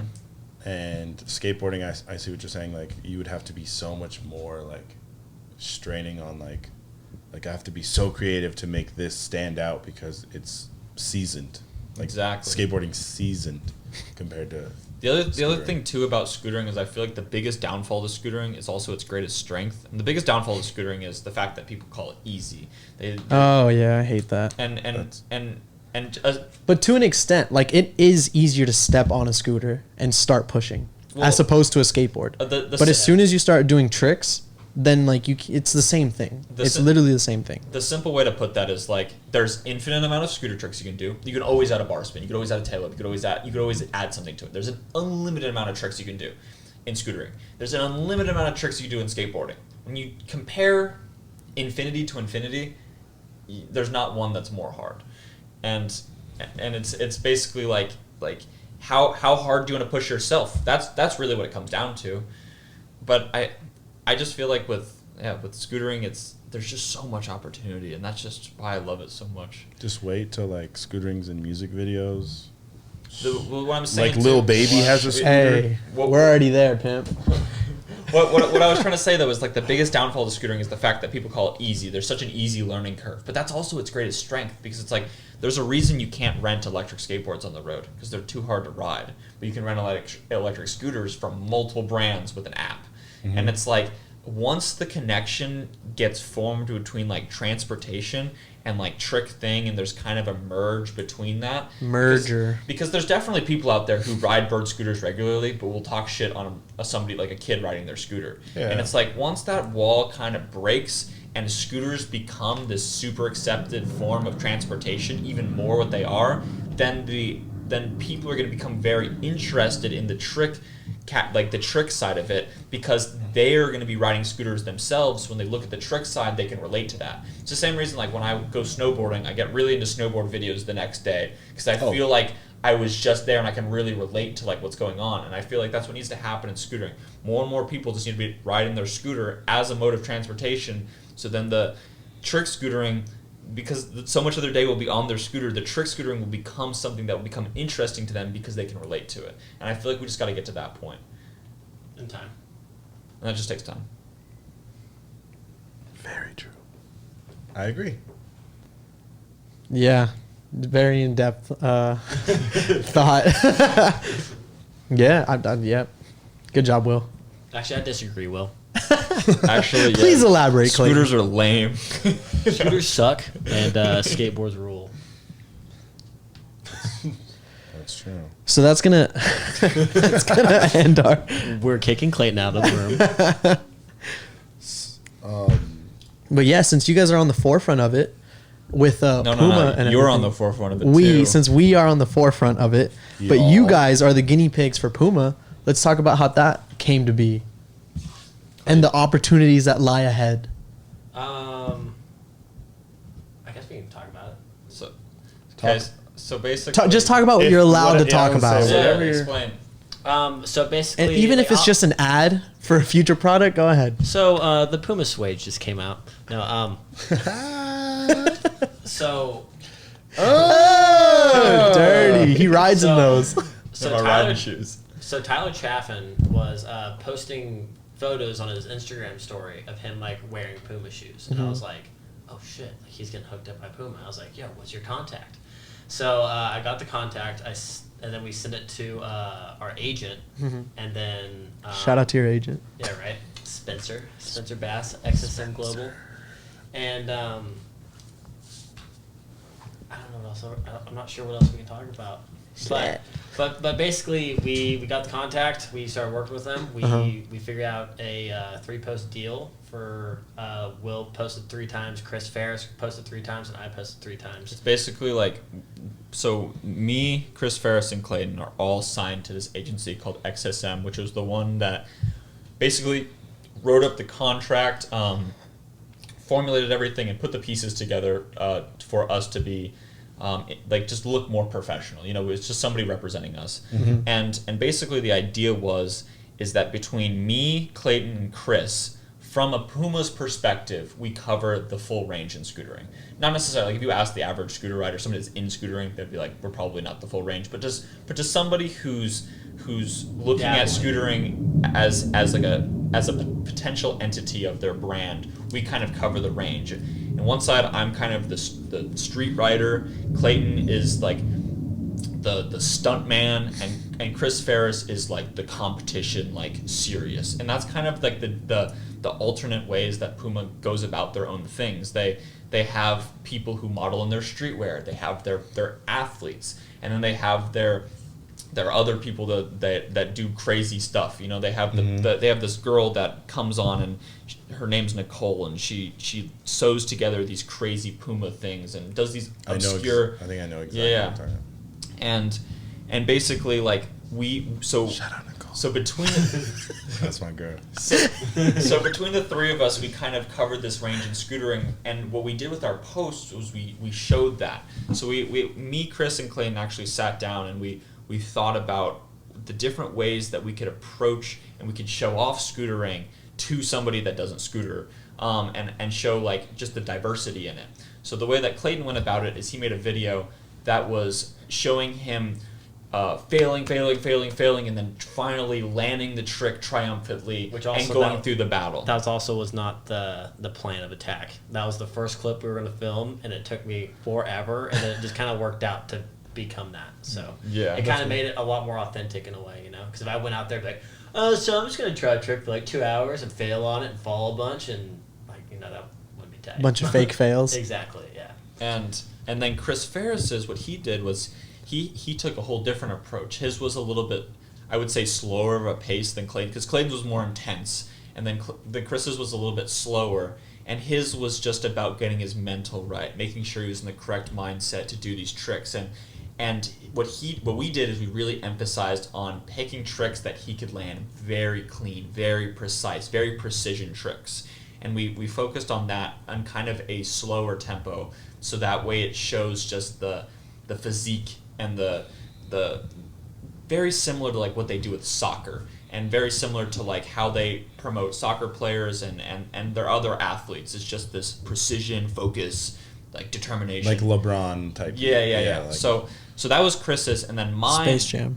Then because Puma is such like an artsy brand, and they have very obscure things, my role was to be like the artsy street, and I would say the medium tempo of the 3 of us. And what I did is I put together some, like you saw, I don't know if you guys have seen my post, but I basically went really hard with Photoshop and really tried my hardest to create these beautiful art pieces that kind of just showed what's like how I would be representing Puma in an artistic way, but also in a way that portrays scootering really nicely. And I think it went over really well. I think that everything got received well. And right now we're just in the the next stage of ramping that up even more. So which will probably be in the next few weeks. So we can't say too much more about what exactly that is, but but we're moving in a great direction. Dope. That's awesome. Yep. Well, big ups to both of you for that. Thank you. Definitely a long way coming. It Or kind a of- long... It kind of just worked itself out, you know? And I felt Yeah. like when things work itself out that easily, I guess not easily, but when it like goes that smoothly, it's kind of meant to be. From the Yeah. outside, it looked pretty Exactly. smooth. Like, It and looked also it doesn't seem forced. It doesn't Yeah. seem anything like that. It comes across as just like, oh, dope, you know? Yeah. So, yeah, I'm really stoked. That's hype. We'll be on the lookout for the next couple weeks for the Puma stuff. What about Undialed? What's next? What's new? You want to talk about distribution? Yeah, so we have been selling $5 T-shirts for A quite a minute. while, for like a year. Yeah. That was our was it all 2020? Was that, or was it? It was the end 2019 of Christmas 2019 Yeah. until this last Christmas. Yes. So it was like a little over a year. Yeah, so because every year we kind of like sit down and we're like, all right, like what's Strategize. what's the next thing we can do? Right. So the $5 shirts were great for America, right? Because it's $5 for the shirt, and then And we were actually making profit off of it too, which then, is sick. And then $3 to $5 for shipping. So it's like a no-brainer. But whenever it starts going overseas, whether that's Shipping gets to fucked. anywhere else in the world, and we ship to I think we shipped to 86 countries nice. last year, which is insane. Yeah. And so, Mr. Worldwide. Yeah, literally. So whenever people would order overseas, their $5 shirt then becomes a $25, $35 shirt. Right. Yep. And it's It like just defeats the entire purpose. exactly. And it's like, I mean, me and Will are both wearing them, and they're good quality shirts, but like for $35, like there's like Yeah, it's better not, options. they're not that great. Yeah. So Well, I mean, they're willing to pay that much for. no, your they are, shirts. and that's insane. That's cool on them. But so we wanted to bring something more close to people, because our one of our goals is like to have our shirts in different clothing stores. So what we're doing is we're working with a distribution in Europe and Australia, and they're gonna basically, instead of us dropping our shirts and grip tape on our website, they're going to be dropped in scooter stores worldwide from the distributions on a certain date. So every, which it's going to be super sick. So it gets, and also it's going to be a worldwide same price. It's going to be around like $10 a shirt, but a kid will be able to go to the store and buy it in person. Right. Not And pay that just, shipping. exactly. That's good. And that just makes it a lot better. It helps the scooter community as a whole. Yeah. It puts more money into the The distributions community. project, or the distributions pockets, all the shops pockets, which then helps out the scooter community in their area. We were giving Right. so much money away to like USPS and FedEx. Right. Like, Oh, yeah. And why couldn't that money go back into scootering? That'd be so much better. Exactly. Yeah. You know? I mean, like, we are giving a good chunk to shipping places to get the clothing there, but But it's less. like way less. Yeah. 'cause Way I- less chunks. And the other element too. Actually, you know what? What? This is something that I think needs to be improved about scootering, and this is actually one of like the whole like one of the stems of all of this. Mhm. Is I feel like, and please don't take offense to this, shop owners, but scooter shops, they kind of suck right now, and I think Bro, I've been thinking that for a long time because I've I never feel been like in a they scooter shop. they all want to attack the whole market. No, But they need to it's- focus. This is just me. Yeah, no, go on, yeah. They need to focus in their area. Yeah. It would be sick if Average Joe's or AZ Grind focused on Arizona and put on for Arizona. Yeah. Right? Because I feel like the Scooter Farm has been doing that very well for like the past couple years. But I feel like everyone is just trying to live up to the Volt. Yeah. Yeah. But I think it's more than that. I think that the dynamic of scooter shops suck. Like, why would you go into a scooter shop if you didn't scooter? You wouldn't. Because the only thing they sell at scooter shops is scooter parts. And if you look at a skate shop, for example, Correct. if you look at a skate shop, there's people that go into skate shops all of the time that like couldn't stand on a skateboard. You know? And like, That's because they have longboards, homie. I would relate a You know how many scooter- college students there are? Yeah, I would relate scooter shops more to like road bike shops or something like that. But road bike shops can work because road bikes cost like $2,000, so they can afford to just live off of simply the product. But I feel like what scootering is trying to do right now is they're trying to live off of just the scooter product, and it's getting tight because it's like yes, there's a lot of people who scooter, but it's like scooters don't generate enough money per scooter to only live off scooters. So there needs to be other facets that need to be sold in scooter shops. I think scooter shops have the opportunity of changing their dynamic from scooters to more clothing and more accessories and more lifestyle goods. Dude, I felt the same way. When's the last time you walked into Cowtown? Do you see how many racks they have full of clothes? And you see that A dumb amount of racks. And then they have one small section tucked away for skateboards. Have you noticed that? The whole wall. Well, yeah, the wall. But I'm talking about like where they build it and shit, like the wheels. And Yeah, stuff, they have blah, a blah, blah. counter. They They have just a counter. counter of shit. But the decks is definitely. But the whole you're- deck thing is really different when it comes to skateboards and scooters. And Yeah. And I also feel like as a brand owner with Clayton, I feel like that we're doing such a bad job setting an example for these shops. Like if I think that scooter shops suck and I'm only selling direct to the customers, then it's like It's like you're not doing your and part. I'm not doing anything. It's like Right. I'm just that person in the group chat complaining. You know, it's like I want to I feel like what we're trying to do is we're trying to bring the hype of Undialed and the success of Undialed into the scooter shops, because if people start going into scooter shops only to you can't buy Undialed stuff anywhere else but scooter shops. So if you go into the scooter shop to buy the Undialed shirt, the chances that you're going to also buy another scooter part, another clothing brand from another company, Maybe just some grip tape, a Machiavelli shirt or a Northern shirt or grips or something goes up even more. And it's like, how can we get more people into scooter shops? Like, how do we get more physical traffic in there?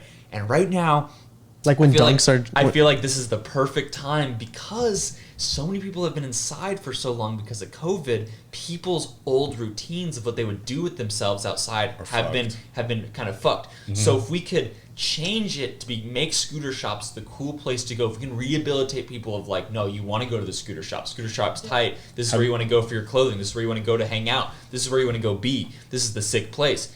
Then people will start going to scooter shops, then what I was saying about corporate sponsors and stuff, taking less emphasis off the manufacturers, putting it onto the shoulders of other people, freeing up the opportunity for manufacturers to make better parts, and it just kind of cycles through. And I feel like as Undialed, we needed to kickstart that, or just at least get that going more, because we're selling shirts for $5. We're undercutting absolutely everybody, but it wasn't about that. What our initial idea was, we want to make scooter clothing that kids can get brand new, go to the skate park, destroy, and their parents won't get upset about it. Because that's a big deal. Is parents will buy their kids The value of a $25 shirt. They'll go to the skate park, get a scuff on it. They'll be like, well, I'm not buying you a nice shirt again if you're just going to ruin it. But if it's a $5 shirt, the parent's not going to say that. Yeah, if they rip it the first day, it's like, okay. So it's then it became all right, so how are we going to get $5 shirts into scooter shops? And going with margins and everything, we barely cut ourselves a slice of a margin with the $5 shirt. I would say with so we had to $5. up it up, you know what I mean? So it's going to be a little bit more expensive in scooter shops,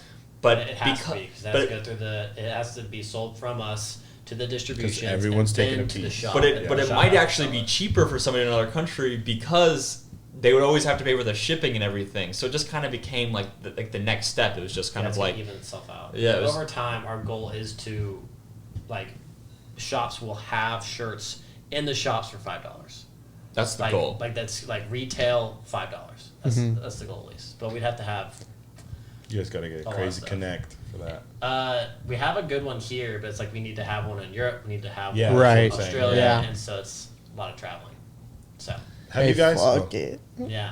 for you guys are saying how your trip, Australia trip.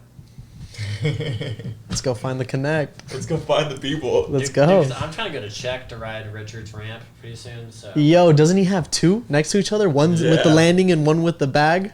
yes, he does. Dude, Nolan told me that the reason that came to be was because he went to our Willy Land and was not hyped on the fact that it's just a bag.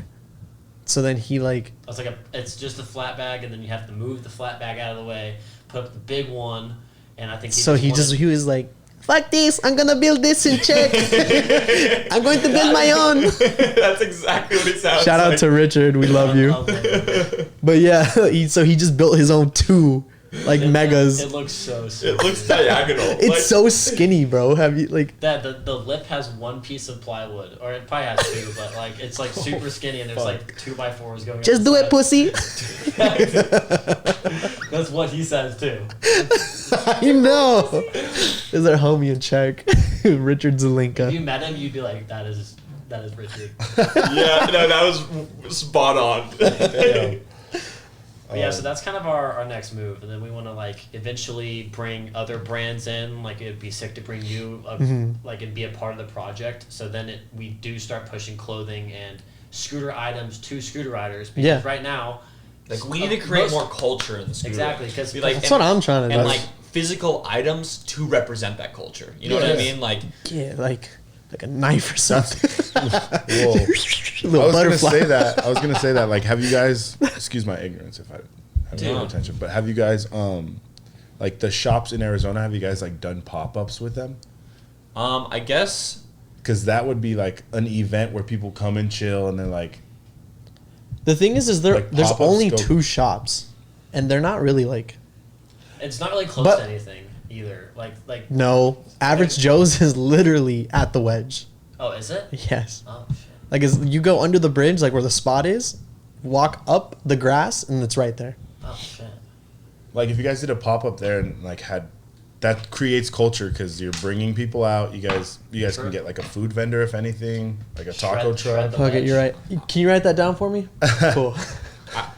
But I'm saying that'll build like culture that's like positive instead of like negative culture because you guys are like, oh, like yeah. the shops are lame. But if you guys are cool. If you guys bring the coolness to the shops and did a pop-up, then the shops will definitely be going nuts. That's Exactly. facts. Like also- especially, And if it's up, then it's up. It's kind of That's stuck. true. Well, and also we just want to like no offense to the skateboard brands, but it's like, what do scooter riders wear? They wear skate clothing. Right. That's Yeah. why I started So- Northern. exactly. So like, why not give kids like a scooter rider the opportunity to wear scooter clothing Right. that's just as dope and for a good price that everyone's able to afford? It just is like, it's a no-brainer. And it looks cool too. I know. Your girlfriends Look will at like this it. One thing I'm really proud Little to say. shorties. One thing I'm really proud to say, and I think that the few of us in this room are the only people I know that can say this is like I only wear T-shirts that my friends make or that I make. Like and I every other day like I don't This wear is- anything other. This is Question. Shout out to Ezra, Trev, That's all a the boys in scooter New shirt. York. This is a scooter shirt. Wait, really? Question Cartel. Yeah. That's sick. Question Cartel. I repeat, Question Cartel. Shout out. She saw it too. Shout out Scoo York. But I'm either wearing a Tilt shirt, I'm wearing a Northern shirt, I'm wearing an Undialed shirt, and that's about Mochavel. it. And Mochavel, and that's Yeah. about it. Like that, and that's so cool. Like, and I wish, and I want. Actually, I don't wish. We're gonna make every scooter rider only wear scooter clothing. Like that's just gonna happen, and because it's gonna be better. It's gonna be within their reach instead of just having to go to Zoomies to. You buy will stuff. wear Northern. You will wear his stuff. You will wear only scooter apparel. So kids watch this. I will. Yeah, yeah. No doubt. No doubt. I'm on it. Mom. Where's the credit card? I'm throwing all my shirts out. So on the podcast, we're gonna make a segment of we're gonna talk about cramps. One positive thing, one negative thing. So Will, do you want to take it, or Clayton? Do you want I'm to go not first? taking that. I got it. I got it. Got you. I want to talk about his proposal to his wife. Is this a negative or a is this positive? or negative? No, it's both at the exact same time. Okay, Whoa. hey, 2 birds, 1 stone. So one of the funniest things that I think is dynamic about Cramps is riding with him because he always breaks something, and he doesn't necessarily actually break it, but he'll fall really hard and he'll make a little scene about it, and basically it's funny because all of us kind of like give him shit about it a little bit. And whenever and it I gets just hurt, thought it it's was kinda funny like, that like I just never saw that as like a moment, but he found it as like the perfect way to propose to his wife. Was he fell on a box jump, and she ran over to see if he was okay because he was laying on the ground screaming. And then out of nowhere, he flips over with the ring, and he's like, and I was like, I totally know what this energy is because I've been around this. I know exactly how she feels prior to the proposal. Yep. So it's a good and a bad thing in one, because it's great he's getting married, and she's a great girl for him, and I'm excited for their future. But yeah, but it's bad because Cramps gets hurt a lot. There it is. 2 birds, One stone. Nice. I'll go next. Today's episode, Cramps. One, I'm gonna start with the bad. Here he goes. Cramps is so. He does not clean his car.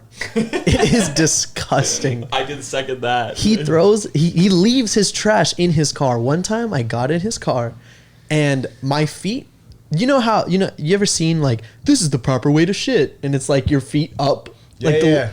You had to sit like that in his car because it was that filled with trash. It was loaded to the point where you had to sit knees up. Dude, he's trying to save the turtles, bro. Yeah. He's trying to keep the straws in his car. It was disgusting. And yeah, that's my bad thing. Cramps doesn't know how to clean his car. What's the good thing? Good thing, Cramps is Saving clutch. When your car fucks up, he's there to save you. He is clutch. Cramps is very clutch. Clutch is He's a very knowledgeable man when it comes to cars. A lot of things. But specifically, his I guess his superpower would be for cars. Anytime I have any trouble, need help, any questions, whatever, whoop-de-yada, Cramps will answer, know exactly what the fuck is wrong with your car, and tell you what you need to do. And he's loyal. Very, very He's a loyal. friend. Yes. I've known him for so long. But he needs to learn how to clean his fucking car. It's disgusting. And brush his teeth on the daily. I'm gonna be honest. I was just in this car. What was it? Last weekend? It was this weekend. I got in the front seat, was chilling, whatever. Just And then you browsing looked at the around. back. No. Oh, okay. My foot was touching something. I was like, it was a tortilla. There's a tortilla on the floor. On my foot. And I was so confused. And I was like, yo, you want me to throw this out for you? And he goes, I'm not going to do his voice, but. He said, yeah, I hit the brakes and it flew off. And I was like, oh, okay. And I picked it up and it was the hardest tortilla I ever felt. Hey, flour or corn? Flour. Flour. Boys from the dirty tea.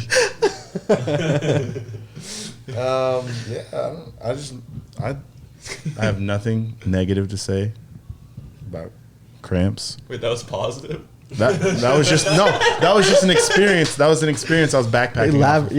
Elaborating what I was saying. That the car is indeed dirty. Yes. Yeah. Clayton? Cramps is ugly. Whoa.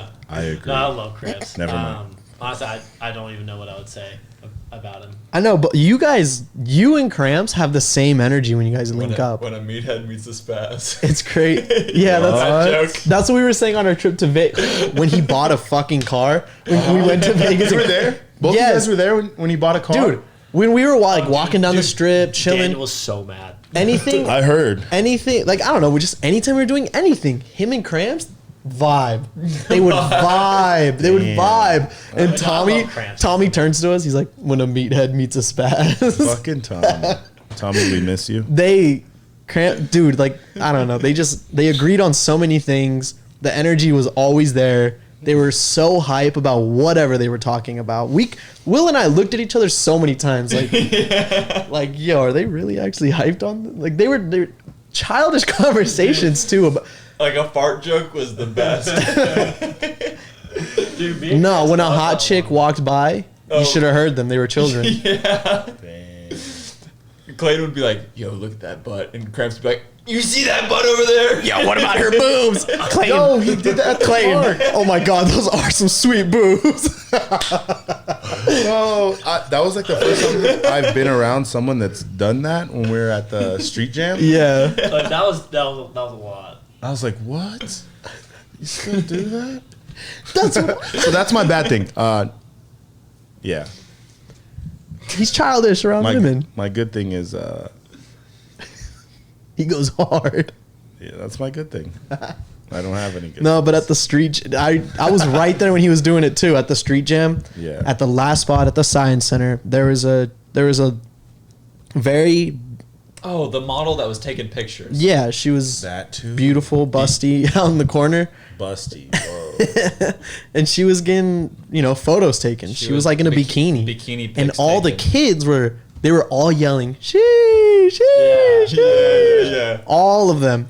And, the older riders were just like, oh, these kids are funny, blah, blah, blah. And then Cramps comes from the pack of kids yelling like, oh my God, look at her boobs, look at her butt. I remember like him telling the security guard like, I don't even know what the world's coming to. There's some girl over there modeling. And we're like, I don't know anymore. that's a regular. What do you mean, girls model? Guys, Especially today. I don't know what's happening. There's a guy, a crackhead, and then this girl modeling. I just can't. I just can't anymore. I thought Tucson was bad. that's exactly what he sounds like. What? I was like, no. They came from Tucson, Yeah, Cramps. you brought them. He's like, this is the dirty P. The dirty P. Dirty That sounds worse than Tucson. Yeah, dirty, no. Dirty pee. Yeah, no, you need to drink some water. Yeah, it's a. That's another. It's one bad in episode. One bad in episode. Yeah, okay. And one good. And one good. We'll save it for that. All in all, we love Cramps. I love Cramps. Absolutely. Cramps. He's is the listening man. to this saying, no, I don't, but I do. And He knows I do. We Hi, Cramps. we have a PSA for all these people that don't drink water. Drink water. For real, your We know urine is I so found- yellow. I found out about too many people not drinking water. Gatorade's cool, but like That drink has some salt. water. And Pedialyte is not a substitute, Ex- Cramps. Neither is Henny. Not Cramps. Not cramps. Henny's not a substitute for water.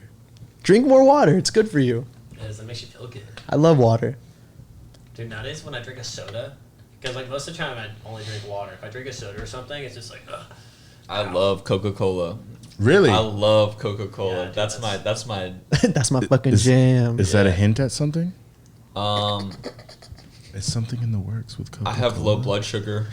We need to know. Hey, no more Coke Zero. Yeah, No no, more Coke not Zero. trusted.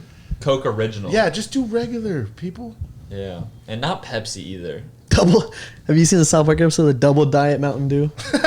No, what? Double diet. Double diet? It's like It's literally zero. It's the zero of diet on top of diet. but it's So like we've taken out all the sugar to make you the sugary drink. But- What do we change it with? You will never know. so I don't know. Cartman's drinking it. It's like Double Diet Dew. God. Double Diet Dew. It's like they took two diets and put it in one. Oh my And it's God. like, well, then doesn't it just? Make it regular? Yeah, that was the argument No, with dude. Stan. It's double diet. It's funny. Double diet. I like it. That actually like sounds real. Double diet. Or You Diet see Coke some- Zero? Some chick Diet going Coke down Zero. like Walmart in like one of those electric chairs, and she's just like, Bro, how what's much did you pounding those? Clayton? What's the most sus shit a girl's ever done around you? Now we're getting to the juicy part. Bro, I just wanted because he said some chick, and then immediately I thought about like the different females I've seen like Clayton with, and it's Really? like it ranges. Clayton does not discriminate. Neither do I'm talking about, dude, you can, you know, I do. I I'm do. sorry. I do. dude, dude, Midgets you gotta have a only. little bit of seasoning of everything. Okay. That's okay. fair. But what's like the most sus shit? He likes the sampler platter. I do, Finger food. I really do. Chill. Most sus shit. Yeah. What about the time that the girl wasn't a girl? That never happened. What? Nothing hit me in the chin. What? Nothing. No sus. No, What? I What? didn't pull it down. No, never happened. It hit you in the head. Ah. Whoa. Boy fell asleep. That was actually one of my concussions. Oh. Yo. I'm trying to think about this too. I've been around for a lot of them. Nothing. Nothing of mine. Smooth criminal. Nothing. Yeah, I for don't real. want. Nothing I want to talk about. He got off easy. Will, do you have anything pop off? Ask me a juicy question. Different juicy question though. Different juicy question. You go for it, dude. Hold on. Run it out. Juicy. Juicy.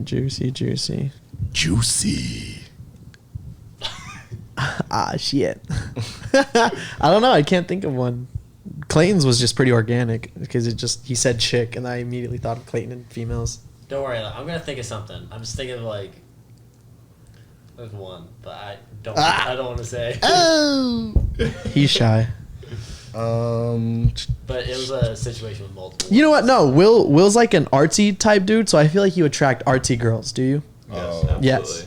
Yeah. What's the raunchiest girl you've ever like Raunchiest. kicked it with? Because Is that like body odor, or are we some- talking Okay, about where- raunch? look, where are they because I know raunchy? artsy Art? girls get pretty raunchy. They do. What They- part of it? it can go from anywhere to like not showering Dank pizza. to like their hygiene just like kind of Yeah. gets low.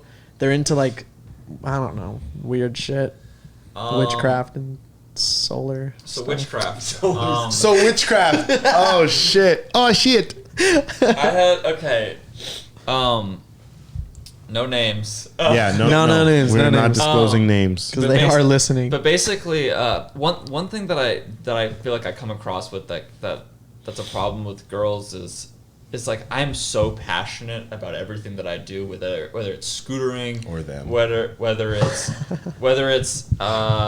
fingerboarding, making ramps. I don't know, just everything I do. I find that a lot of girls sometimes don't necessarily have the same passion level that I would have about specific things. Or anything. And like a lot of the times like Drinking.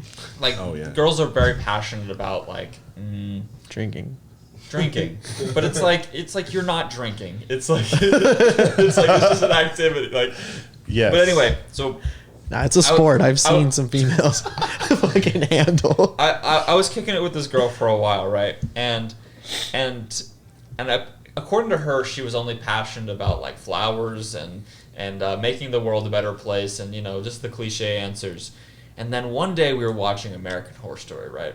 Mm-hmm. So we're watching American Horror Story. Shit. And we were watching it, and it was the one about all the witches, and at Her one eyes lit up. And at one point I was sitting on the couch, and I just looked at her, and I was like, what if witches were real? Like, what would that be crazy if there actually was covens where witches would go to school? And she just looks at me. Takes a hair. There is, and I was like, what? I gotta go. And she was like, she's like, I didn't really want to tell you about this. Oh, fuck And no. I was like, tell me about what? And she's like, I am a witch. And I was like, Oh my and I was like, whoa, really? She's like, yeah. And I was like, that's sick. Are you passionate about it? God. boy. Hey, full circle. And Full circle. she's like, yeah, I am very passionate about it. I was like, well, can you teach me spells? Can you teach me All right, Harry Potter. Dude, she doesn't have her degree yet. I was Okay. gonna say he was Okay. gassing her. And I was talking. My but boy just wanted that. Yeah. I was trying to get that. I was coochie. just maybe she had a sorcerer's stone or something. I don't know. She was gonna sorcerer Stupid. your stone. But She was gonna use But- your wand. but anyway, I started just clowning her a little bit. I was just like I couldn't take her serious. Oh my God. I was like, if she could just make me shut up, but I don't know, she could. And that was one of the last times I talked to her. Yeah, I hope so. Please do not come try to find him after this. And She has an old doll with him with his hair. Yeah, don't fuck That's with what my I'm boy. saying. Poking him. so yeah, no, witches. Witches. I've never had a witch encounter. No, No. they look like normal people. I Imagine. knowingly had a witch or not. WandaVision. Yep. Yeah, the witches. That sounds scary though. If she turned around and There is. whoa, Turns into the Tasmanian devil. Wow. It starts spinning in your living room. What the fuck? Oh. Like Wizard of Oz, like the witch and the tornado. Oh yeah. Fucking- Except she's like turns into the tornado. And Hey girl, you think witches are true? Oh wow. Oh fuck. Oh my god. Clayton, did you come up with your story? I can't talk about it. Okay. That's fair. Anything else we want to touch base on? Red flag, dude. Yo, Flag my play. boy. Anything else we want to touch base on? I want to touch base on you with something about that. I know That's you've been working on. Pause. I know you've been working on a couple big projects, but what's like the current big project on your mind? What's like The current big one on my mind. Yeah, I know you're working on several different things, but Yeah. like what's the thing taking up your mental? I don't know, today, last week. Man. There's this one demon who lives out in Glendale, bro. What? She don't know how to. Nah, I'm just kidding. No, Okay. Like ¿Qué? anything special. Daniel, no me digas. Gua? Oh. There's the biggest project right now. I don't know. I'm very passionate about edits. I just love filming and Yeah. editing edits. And one that I have to finish because I've been putting off for too long. When I have like a ton of stuff, I get like my mind jams up, and then I'm like the most like I'm not productive at all. I just like freeze, and I'm like, ugh, my brain hurts, Yeah, absolutely. And one that has been stuck in the back is Cramps' video part. And I need to finish that because I'm doing some special animations for his video part, which is really sick. And I'm really hyped on it because like his video part's going to be, the animations for Cramps' video part is going to be the introduction to a ton of other Northern project type. We're in phase 1 of Northern right now. Let's We're say working on okay. phase 2. Face Juan. And that's been like, yeah, I've been working on a lot of animation, like cell animation and stuff. That's the only one I know. If I knew the other stuff, Wait, what's we'd be cell gone. animation? Cell animation is like it's like the original form of animation, where like a flip book, what's like one page at a yeah. time. So like you have to draw out every stop frame. motion almost? It's almost stop motion, but without photos. You draw it. Yeah. So I have to draw like this frame, and then this frame, and then this frame, and then this frame. Okay. Then when you hit play, it's Yeah. that. Okay. You feel me? So that's cell animation, as opposed to like, more modern animation. Like when digital you animation have or tracking and keying and all that stuff.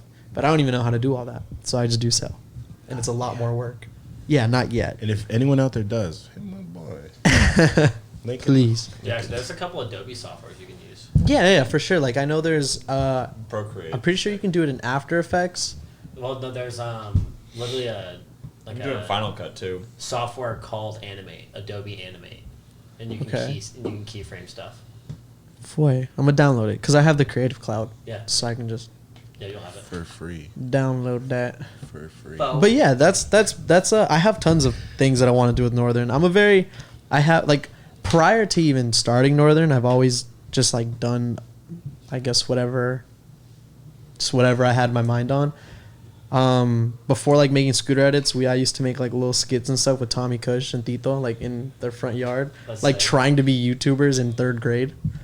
It was like really funny, but like that evolved into me wanting to like make films and stuff. And I really haven't done that only because I've focused on edits because my whole life is consumed of scootering. Yeah. But I want to focus down. We're gonna make a not a movie, but like a little film. We're gonna make a film called Southpaw in Northern, and it's gonna be tight. Hell yeah. So yeah, that's Well- gonna be tight. I'm excited to see all of that. I want to Yeah. see Cramps' video. Dude, Cramps' video is tight. He already has all his footage. We have all his footage. I've shortened it because it was like a 15-minute edit. And I was like, Cramps, like, I'm going to be real with you. If I can't watch all 15 minutes of this, nobody else is going to, like, want to. So we're going to only use, like, your best clips. And, like, it's going to be good, dog. Like, I'm telling you. Just trust me. So we, like, brought it down, and I spread his other clips in like into several montages and stuff. So like I've been working on, I have like 5 edits right now that are just like unlisted, just sitting there, because I want to get the Northern YouTube page back up and like being consistent and whatnot. But I don't want it just to be like podcast. I want Like it to be podcast like edit, whatever, whoop-de yada. Like, just have a lot of like diversity in your channel. yes. Which that's what me and Will do. Like every video we do is Yeah, completely different it's than the different. next. It's, Exactly. Your guys is very different. Yeah.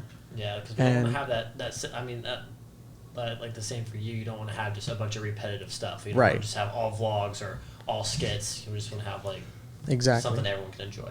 Yep. Stuff. Yeah, and I really want this summer to pop off.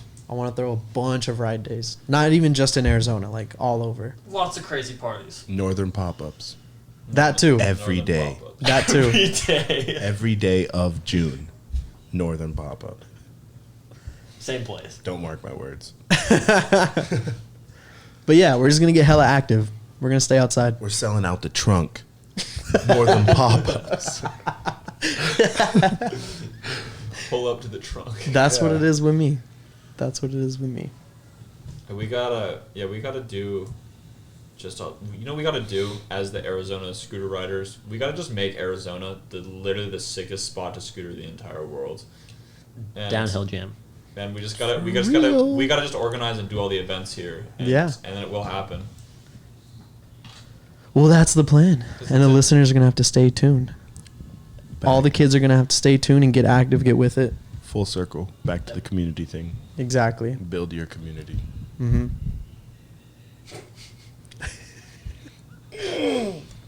Just build. Build. Brick. We're going to build. Yep. But yeah, that's it. Anything else that anybody wants to touch base on? We're good? I think I'm good. Cool. Well, then that ends the first and official episode of the Northern Podcast. Thank you, Clayton. Thank you, Will, Of course. for coming through. Thank you, Ricky, for coming through. Because I had a great time. No, this was really fun. Thank you to all the listeners for tuning in and making it through, I think, like 2 hours, for sticking through to these 2 hours. Has it been 2 hours? Yeah, something like that. Make sure you follow all of us on Instagram. Follow Undialed. Go ahead and follow Clayton at. Clayton Lindley. Follow Will at. Why trash Willie? Follow Ricky at. Ricky Tea Garden. You can follow me at Burrito Guido. Make sure you follow Northern Limited. Comment, hit us up for whatever guest you want next, or stuff you just want us to talk about. Max. Comment, share, like, run it up. Peace. Bye, guys.